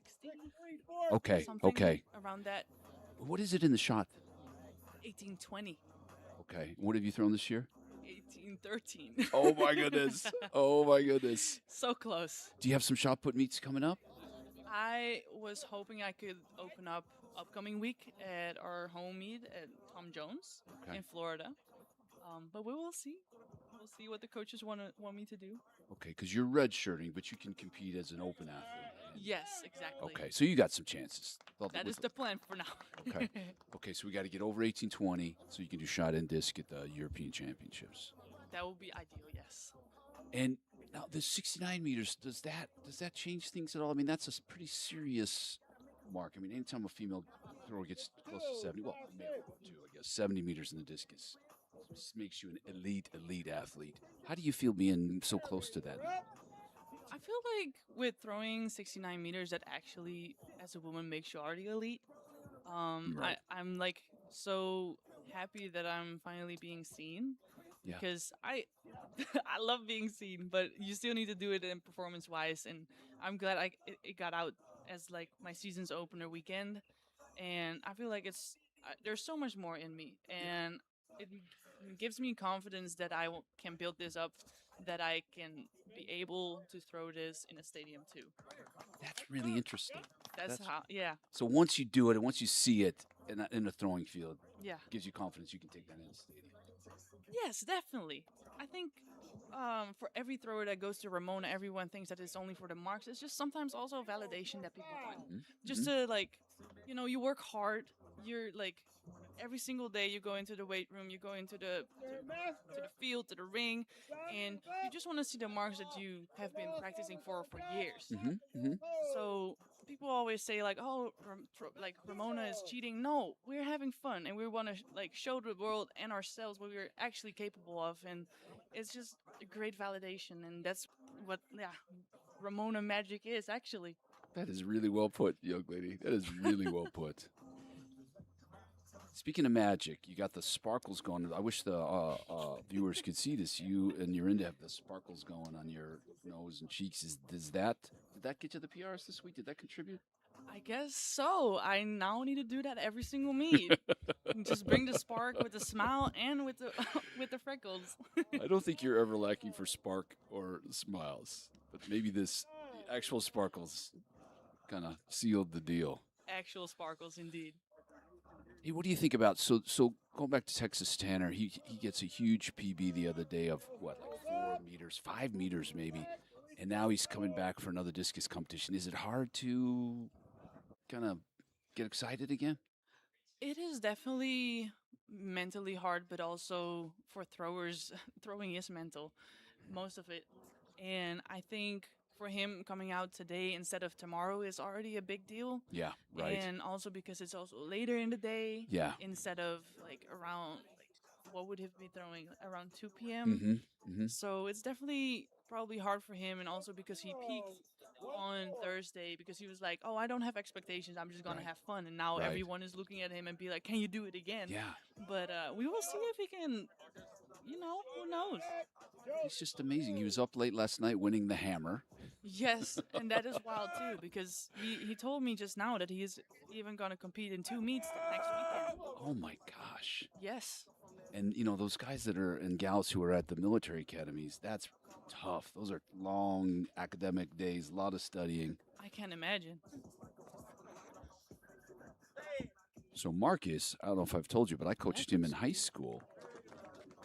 And he really found he was not a great high school thrower. He came out kind of late and didn't get a ton of reps, and he was growing into that big frame. But he went to a small college in St. Paul, Minnesota, and got with his current coach, Lena Baker. So they're still together, and he's grown into a 70-meter thrower himself. Made his first world team last year, along with his now wife, Shelby. Yeah. And you competed against Shelby in the NCAA a bunch of times, right? I wouldn't say it like that. Like, I know her, yes. We competed against each other, and she's an amazing girl. So happy for them. And they're like a crazy, like, discus couple, to be honest. It's amazing, huh? Yes. Is your brother competing somewhere this weekend? Jarno's gonna or he already opened up. He is gonna compete again, or actually, he is opening up in the Shotput this weekend, or upcoming weekend. Okay. At the Tom Jones at our home meet. Oh, nice. And he's probably gonna do the discus again too. And he's happy, likes Florida. He's adjusted. Oh, he loves Florida, and then definitely because I'm there now, of course. But no, he is enjoying it, and he really likes how Werski is, how our strength coach is, the program, the facility. He is so in love with America in general. Really? And yes, besides the food, but everything else is great. Hey, do you happen to have maybe a birthday coming up soon? Maybe. There's word on the street. When is this? Tomorrow. Holy cow! Congratulations. Thank you so much. And how old will you be? Oh, my whoop says I'm 22. Okay. I'm turning 24. Wow, congratulations. What are you going to do to celebrate? That's a great question. I hope to get some Cheesecake Factory and get some cheesecake and just celebrate it like that with a lot of calories. That's the perfect way to celebrate. I bet that's why your brother likes America, because of the Cheesecake Factory. Oh, yes. That was the first thing he wanted when he was here on a visit. Oh, my goodness. Well, what a great way to celebrate your birthday a little early with a big PR. Yes. I really, what's funny is that I really wanted it last year. Like, I put so much pressure on Ramona because I was like, yeah, this is the time to do it. And I didn't get it. Right. But this year, I was like, this was just a last minute call. I was like, you know what? I'm just here to have fun and just to find myself as just, like, a discus thrower Alita. And just, don't, fall under the pressure of all the great ladies that I'm competing with. And yeah, I think I did just that. I think you did too. You really looked happy in both competitions this year, and I think that's the ideal state of mind to be competing, right? Yes. You walk in the ring and you're already happy. Exactly. You can only do good when you're having fun. Like if you put pressure on yourself, it's not gonna go as you want. And my coach and my head coach always say, when you have smiled in a meet, that means the meet is going very well or it was really going well. Yeah. It's great advice and not so easy to do, but once you make that breakthrough, like do you feel like when you go to the European Championships this year, you'll be able to have that same feeling of kind of relaxed and having fun? I definitely think I will be able to find that in the European Championships, but also I haven't done a European Championship since 2022 Mhm. because what was it at in 2024 it fell in the same week as NCAA, so I Yeah. couldn't go. Yeah. And I felt like I was in the best shape of my life back then, so I felt so bad about it. But now I can finally be back on the European stage, and I'm excited to go to Birmingham. And yeah, we'll see what's gonna happen. Like, of course, I have expectations, but I'm never gonna tell mine. I don't know if Birmingham is ready for you and Urinde to come together and compete in the same championships. Dutch double trouble. Holy cow. Hey, so far today we have Nick Percy leading the competition with 63.43. He'd really like to get 65.50 for the European Championships qualifier. So we'll see. Marcus in second with 63.35. Let me put my glasses on. Followed by Mark Barta 62.56. Mauricio's at 61.21. Jeremy Campbell 60.45. And on down the line, Texas struggling a little bit. And as we talked a minute ago, as we were discussing, perfectly understandable. He's done enough. Even if you're a superhero, that's a long, long week. Was the wind any different in the different flights that you threw in this week? The wind was definitely a little different. Today it's a little unpredictable. Like sometimes it's very, very hard from the right side, and sometimes it just falls away. And you could have seen that a little bit more with the Group A of the men that just competed. That you saw a great throw, great release to the right sector, and it just didn't fly Yeah. as it was for us Yeah. in the women's discus. And definitely on Thursday, the wind was much better. That's really interesting. And it seemed like today, you guys kind of got kind of got excited. Like Val got a big throw in. Yours came pretty quickly. Your Indus came pretty quickly. Were you guys able to feed off of that when other people start Oh yeah, coming up definitely. big? Like when Val opened up, when Yorinder opened up, and when Sigara and Veronica threw their 67s, I was like, damn, I cannot be left behind now. Like, or stay behind. I need to like step up my game a little Gotta bit. jump on the wagon here. Exactly. Start compete. Wake up. Yeah, yeah. Like I think the girls have great energy, and definitely like we love to have our meet with some good music, but because of the live stream we're not really able to, so we were like singing in our heads and we were talking about it, and That's nice. trying to laugh with each other and just make the best out of it. And I think it worked. I Yeah. think the girls performed really good compared to Thursday. It for sure worked today. Lola just took the lead with 64.25. And here's Marcus. Marcus just getting rolling with his season. Last year he broke 70 meters for the first time, through 69 here. Made the U.S. team, so big step forward. He and his now wife Shelby are both working full time.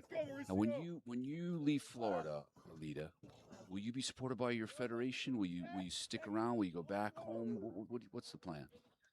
We do have a new technical director for our federation. He is having some good changes, and I think Really? we are gonna have some better support in the next few years as athletes. And I just need to see. I just hope I can just make some money with throwing, but otherwise, I would love to do something with my journalism bachelor's. So But you'll we'll see. graduate with a journalism degree? Yes, I am graduating this fall, this Outstanding. December. Outstanding. And have you done some writing with that? I would love to write a book eventually. What would you like to write about? My life, probably. Just About your life. Just about I think you at least as a journalism student, you want to write about your life and put everything on paper. And I think maybe people find my life not so interesting, but I think it's good to show people where you start and where you finish or where you keep going. I agree. Do you keep a journal? No, it's all in my head for now. Now, I think that works as long as you're young. When you get older, that's maybe a little too much to keep up there. Definitely. Did you write in your journalism classes? Yeah, we're writing all the time. I have a paper due for. Oh, that's a good throw. Oh, nice. Yeah, I have a paper due actually that needs to be published on Monday. What's the paper about? It is about the gas prices that are rising in America. Oh, that's interesting. And is it a persuasive paper or reporting, like straight up journalism? It is straight up journalism. It's for WUFT for our school that they're running, and it's we hope it's going to be a nice story. Good. Oh, 67, 69. Yeah, Joe Brown, nicely done. 67-61, season's best for sure. Texas struggling here. And again, perfectly understandable. He has had a long weekend. He competed in every single meet, every single day. Yeah. He sat out the shot put, but that's perfectly understandable after that late night with the hammer, winning the hammer. Yes. That's what he said. He wanted to focus on the meet today for the Discus and gonna open or do the shot put next weekend. I'm told that after he graduates and becomes a professional thrower, he'll be supported by the military, and he's going to choose to continue in the hammer and the discus. 5'9", 6'1". That's kind of an unusual combo, huh? Interesting. You can kind of see it with, in this country especially, making a team in the shot put is big challenge. Not that it's not a challenge in the hammer or the disc, but he's never going to be 6'5" or 6'6". Maybe not be not. I can't imagine he's going to be able to carry 300 pounds comfortably. So in the hammer and the disc, he won't have to bulk up so much. And then we'll see. Yeah, definitely the competition in the U.S. is pretty insane. I think it is a good choice for him to still be doing the hammer. I think he can put some extra time in that, and definitely in the discus, especially after what happened last Thursday. And we'll see if he can still get close to it today. Have you ever tried the hammer? I have never touched a hammer in my life. It sounds like that was a conscious choice on your part. Will you continue with the shot after you graduate? I think it's good to have at least one event besides doing your main event. Yeah. Because you cannot only think about one thing all the time, because you will just get too obsessed and too focused. And I think it is fun to have something to do indoors instead of just focusing on outdoor season. Yeah. But I definitely want to focus more on the discus eventually, but still want to,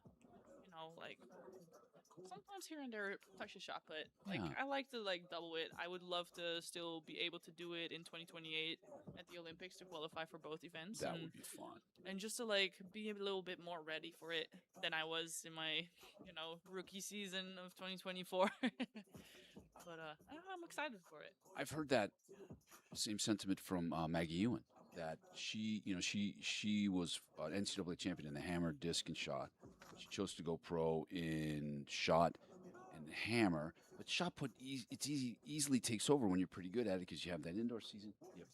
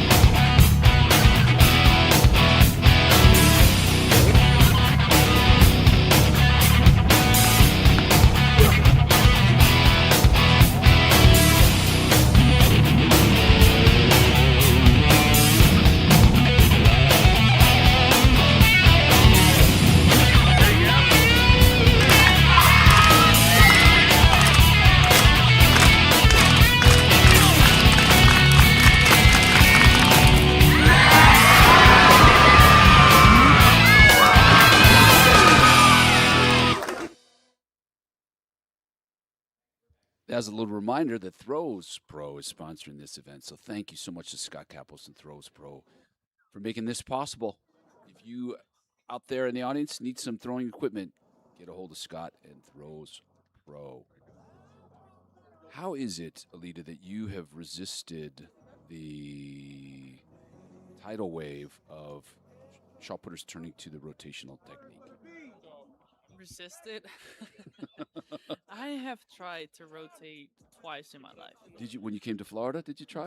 The year before I came to Florida, I tried it. When Coach Worski recruited me, I said I will come if I go back to glide. If not, I'm not going. So were you still being coached by your mom when you turned to the rotation? Yeah, I like my training's PR before I did that was like 17:23, but when I started competing, I was like my worst competition was like 12 meters, and I was like, I'm done with it. I'm never gonna do it again. And so I was like, I just want to go back to glide, and it was started to interfere with my discus a little bit. Oh, my you discus felt- technique, I felt the Did that difference. a negative effect on your discus Negative technique? effect. That's really interesting. So we went back to glide through massive PR and at Florida with 1866. Oh my gosh, right on the line. That was right when you came to Florida, wasn't it? The first indoor season when you were there? Yes. You showed up Yes. and hit the ground running. Yep, we did. Won my first SEC title in the shot put and second one outdoors, and started to figure out discus the year after. And did Coach Worski try to talk you into rotating? He kind of did after a while. After the Olympics, like I still glided at the Olympics. I couldn't figure out some of the technical issues because I wanted to go from like I was leaving from my palm of my foot, like my front of my foot Yeah. instead of from the heel. Uh-huh. And then I tried to like work on that, and I just lost the feel of the shot put a little bit, and that's at the end of that season. And then he was like, "Do you want to try rotation?" So we kind of tried rotation. And It did not work out again. did it start making your discus uncomfortable again? It made my discus uncomfortable again. And a week before I was gonna open up, like in February, I was still trying to do the rotational shot put, and it was just not going anywhere. And I tore my labrum in my right shoulder, and then everything just started to go down the hill a little bit. And I was already retching indoor season and was gonna open up in April for my outdoors, and he was like, "We're going back to glide." Like, yeah, like you're just more comfortable with the glide technique. You understand the glide technique, and I don't. I just want you to feel good, and that's when we decided to go back to that. Sounds like that was a wise decision. Yeah, and then now I'm back also with the technique and the discus, and I'm coming off the heel in the shot put. Like, what can I ask? The 1813 is actually a glide heel technical PR, actually. Outstanding. And if you were coaching upcoming throwers, high school throwers age, let's say, would you have them glide in the shot put? I think the glide technique sets up the rotational technique. So I would definitely advise people to glide for at least 1 or 2 years to understand the movement and how to like actually hit a shot. And then if they can just go to the rotation, but they still know the linear movement while rotating. That's really interesting. So I coach high school in America. That's like 14 years old. It starts with. So when the athlete is 14 to 15, say they're just learning to throw, you'd say, let's glide, let's get a feel for that rotational, moving the shot in a straight line. Yeah. And then maybe switch. Yeah, because for example, with Yorinda, she was the best glider technique I've seen in my home country when I was growing up, and she threw like like 19 plus almost 20 with a 3 kg because you're still under 18 when you're throwing with a 3K. And it set up her rotation, and believe it or not, Chase Ely also glided a little bit, and she is one of the best in the world right now. Yeah. And even Jessica Skilder also has glided before. Oh, she started out as a glider? Yeah. Every great thrower I know of, at least. That's really most interesting. Of them started as gliders. Krauser? Him too. Yeah. Exactly. So I think it is a good setup. Like for sure, you need to like have a few years with the rotation to be comfortable. But I think having like learning how to be more linear with the throw, I think you can be like an excellent like rotational shot player. I just don't have really the interesting.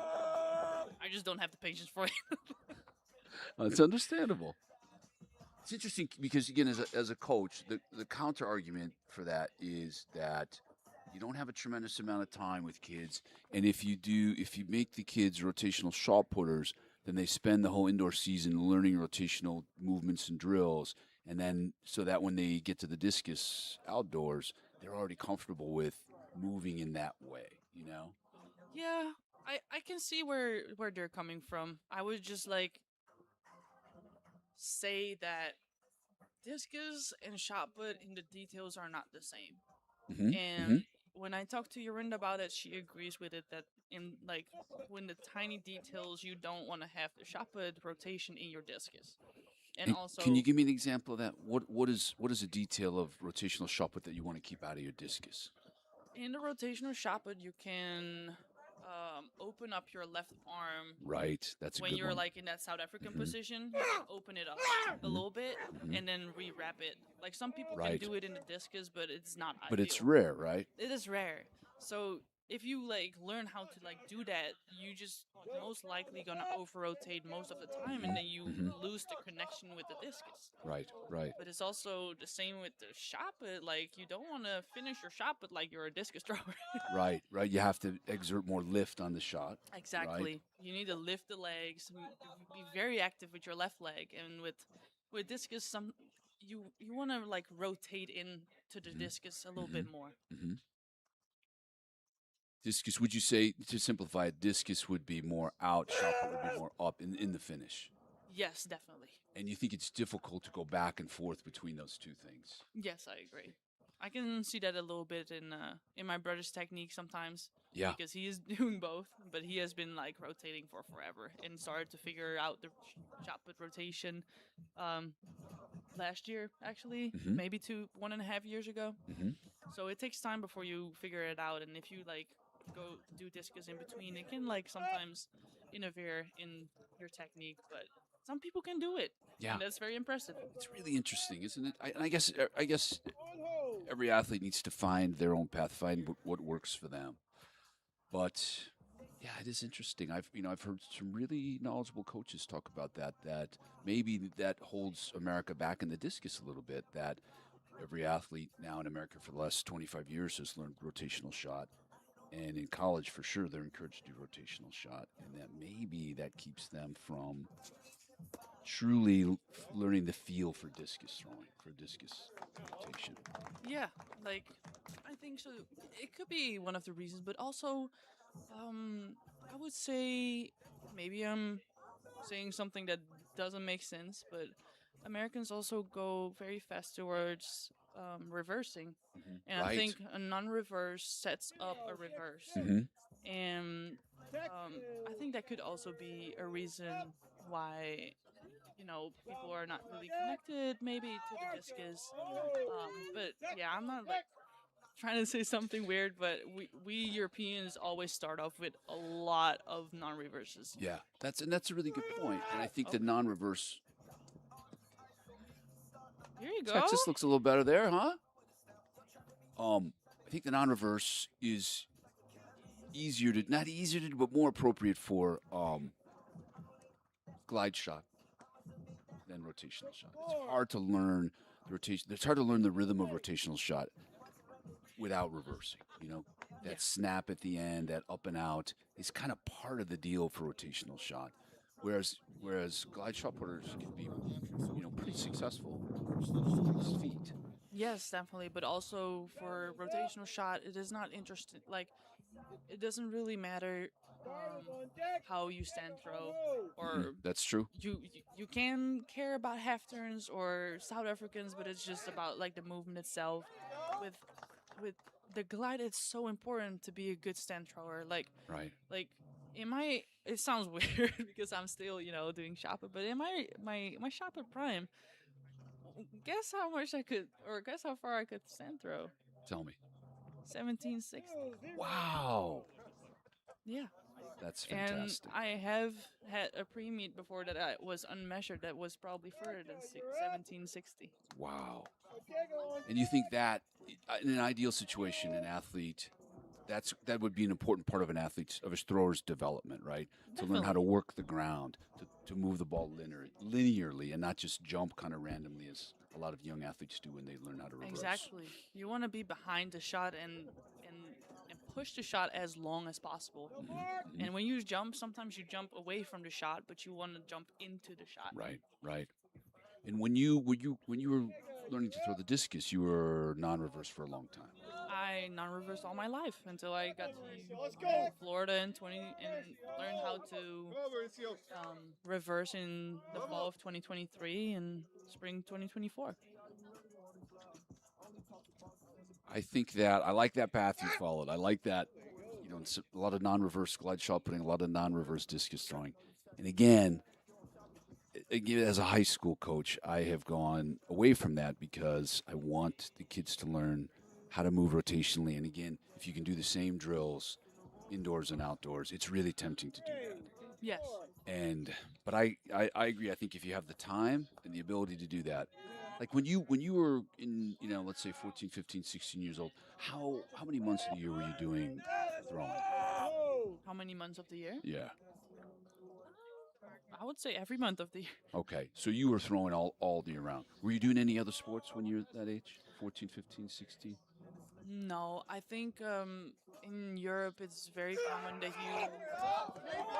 Ooh, that is. In Europe, it's very common to start pretty young because all the parents are like, "Oh, my kids have too much energy; they need to do something."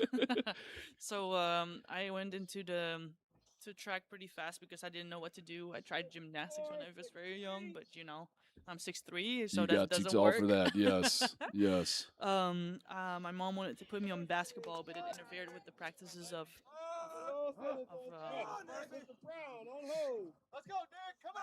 track and field. Sorry. And yeah, so I rolled into track when I was 9 years old and did a little bit of everything, a little bit of shot put, a little bit of sprints, a little bit of jumping, high jump, everything. So I was actually an athlete all around until I was around 12 years old, where I was like, actually, I want to be a thrower. Like, everything hurts because I'm getting too tall. Thanks to my dad, is 6'9". Your dad is 6'9"? Yes. Oh my goodness. So yeah, everything started hurting, and the only thing I could do was throwing shot put, and then I rolled into the discus, and I found out my mom was wanting to be a coach for discus throwing shot put, not knowing that she was an '96 Atlanta Olympian for a long time. How old were you when you figured that out? I think I was like 14 or 15, and I was That's like, "Oh, so amazing. you're actually good." So yeah, I was begging her to coach me, but she didn't want me. She didn't want to coach me because she was like, "People are gonna look weird at me." Well, and sometimes it's hard to coach your child. Yes, definitely. Did you guys get along well while she was coaching you? Yeah, we're still getting along. Sometimes I still send her some videos, and she'd be like, "Oh yeah, Worski did a good job on this part." That's really nice. Yeah, and they actually kind of worked together in Tokyo. Like, Really? I flew my mom out, Loggy flew Worski out, and they were there together, and it just worked. Like, they're getting That's along really fantastic. well, and yeah, they don't interfere in each other's like cues that they tell me. Yeah, they It's don't all- contradict each other. Yeah, it's all like almost the same things. Like, Worski says something in a way, and my mom says actually the same thing, but in Dutch. So you get it in English and in Dutch. Yes, exactly. So it's actually great to have them both still in my life, and I hope forever. Oh, that's a power throw. Joe Brown doing well today, huh? 67-61 in round 3. He's leading the competition.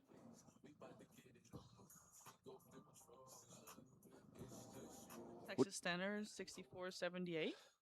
Which is pretty amazing. That's pretty solid. Considering what he's been through this week. Yeah.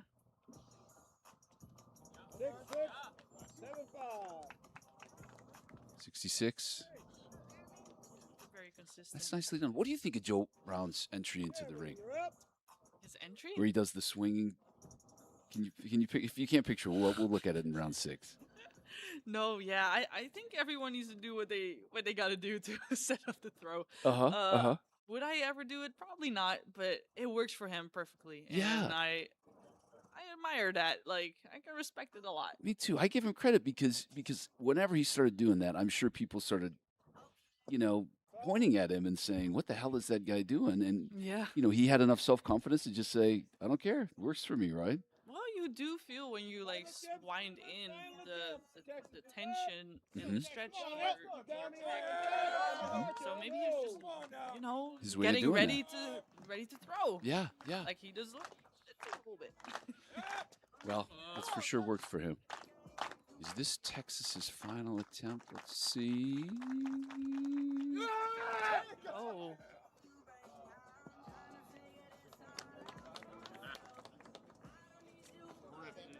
He deserves a rest, but I have a feeling he's going to go back to the hotel room and study all night. Yeah, that's something I also need to do. Being a student athlete is Got to not finish that paper, huh? Yes. Putting some finishing touches on that. You would never use artificial intelligence in your writing. No, but Good. sometimes it helps to find like some good like websites to help me with certain things. Yeah. But yeah. also like our classes sometimes encourage us to use it in a good way. Really? Yeah.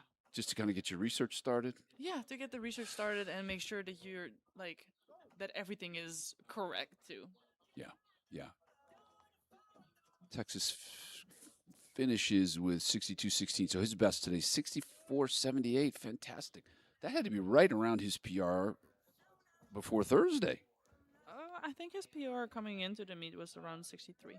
Wow. Yeah. So even after all these competitions, all these reps, amazing. Now, he had a heck of a week.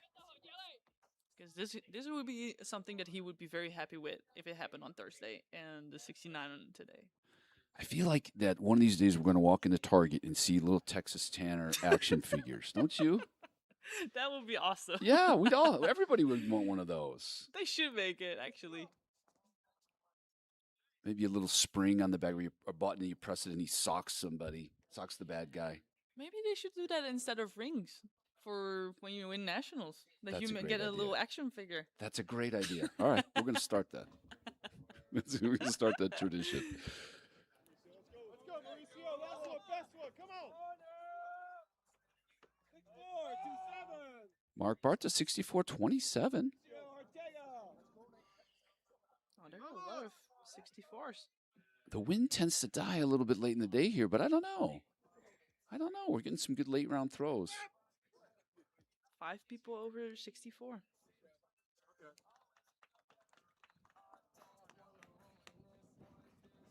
Mauricio Ortega in his final attempt. Currently in 3rd. Let's see. We were keeping an eye on Nick Percy. He's at 63-43. Ideally, we don't want to see him get 65-50 to get that European Championship qualifier. We'll see. He's got one more shot at that. Let's go. Gotta do it now. Let's go. Marcus. Let's go. Come on, Marcus. Let's go. Alidi, will you keep coming back to Throwtown, Ramona? Oh, definitely. It's now a tradition, right? Yeah, it is a tradition. But next year I'm gonna drag my brother with me. That's for sure. Oh, that will be so fun. Has he asked you about it? About what it's like? I don't think in that way, but he's definitely excited to be able to throw here at least once. He's probably pissed now that you're so far ahead of him in the discus, too. I have not talked to him yet. He's going to want to come here and try to close that gap a little bit. Nah, I think, yeah, he said he just wants to do it for now just without Ramona, but also it's his first year. Like, he's still a little rookie trying to still a figure out baby. his freshman year in Yeah. the U.S., and I think he's going to do great this year, with or without Ramona. I got to tell you, I really admire anyone who comes to a foreign country to study. You're taking high-level classes in a language that wasn't your native language. I think that's amazing. Yeah, it was a struggle in the beginning, but we figured it out, and we're almost graduated. How much English did you speak when you arrived? I would only speak English when I'm traveling. I Okay, would only okay. like if I would go outside of the Netherlands, but I was actually like, there's. Please don't look it up. You probably do, but there's like an interview of me very young at U18 Uh-huh. European Championships, and I had like my first interviews in English, and I had no clue what I was doing. That's Like fantastic. you would say it's a world of a difference between the English that I talked back then, but of course I was young, and what America helped me with right now. Again, full respect to you. I mean, if I was plopped down in a foreign country and told to show up to learn trigonometry in German or French or something, I don't think that would be happening. Yeah, math was first a little weird with all the how everything worked. I didn't know what the um dividing was. I was like, what does that even mean? Like, divide what? If it makes you feel any better, I still Multiply. don't know. Okay, is that plus or is that what is that?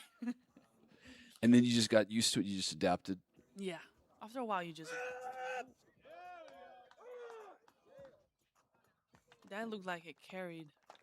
Another nice throw. It's that right foul line, huh? There's some good throws down that right foul line. Yes. You want to have it on the right side with the wind that is happening. So Joe's best so far, 67, 61. We'll see if he moved up at all. Oh, very consistent. 67, 29. That is a nice series. Well done, Joe, the thrower. That is awesome, and especially when you anticipated to throw tomorrow. That's right. That's right. So leader's referring to the schedule change with the bad weather predicted tomorrow. These men's flights, the men's A and B flight, were moved to today. So a little bit of a adjustment for the dudes. Tomorrow, by the way, 3 p.m. men's discus flight D, 4:30 men's discus flight C. Those will be the final events for this weekend of Throwtown Ramona.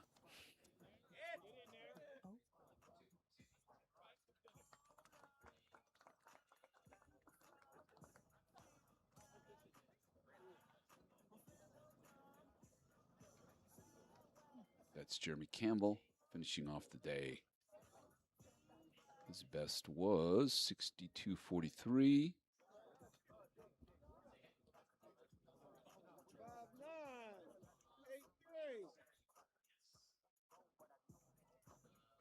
$59.83. So Joe Brown tops in this flight.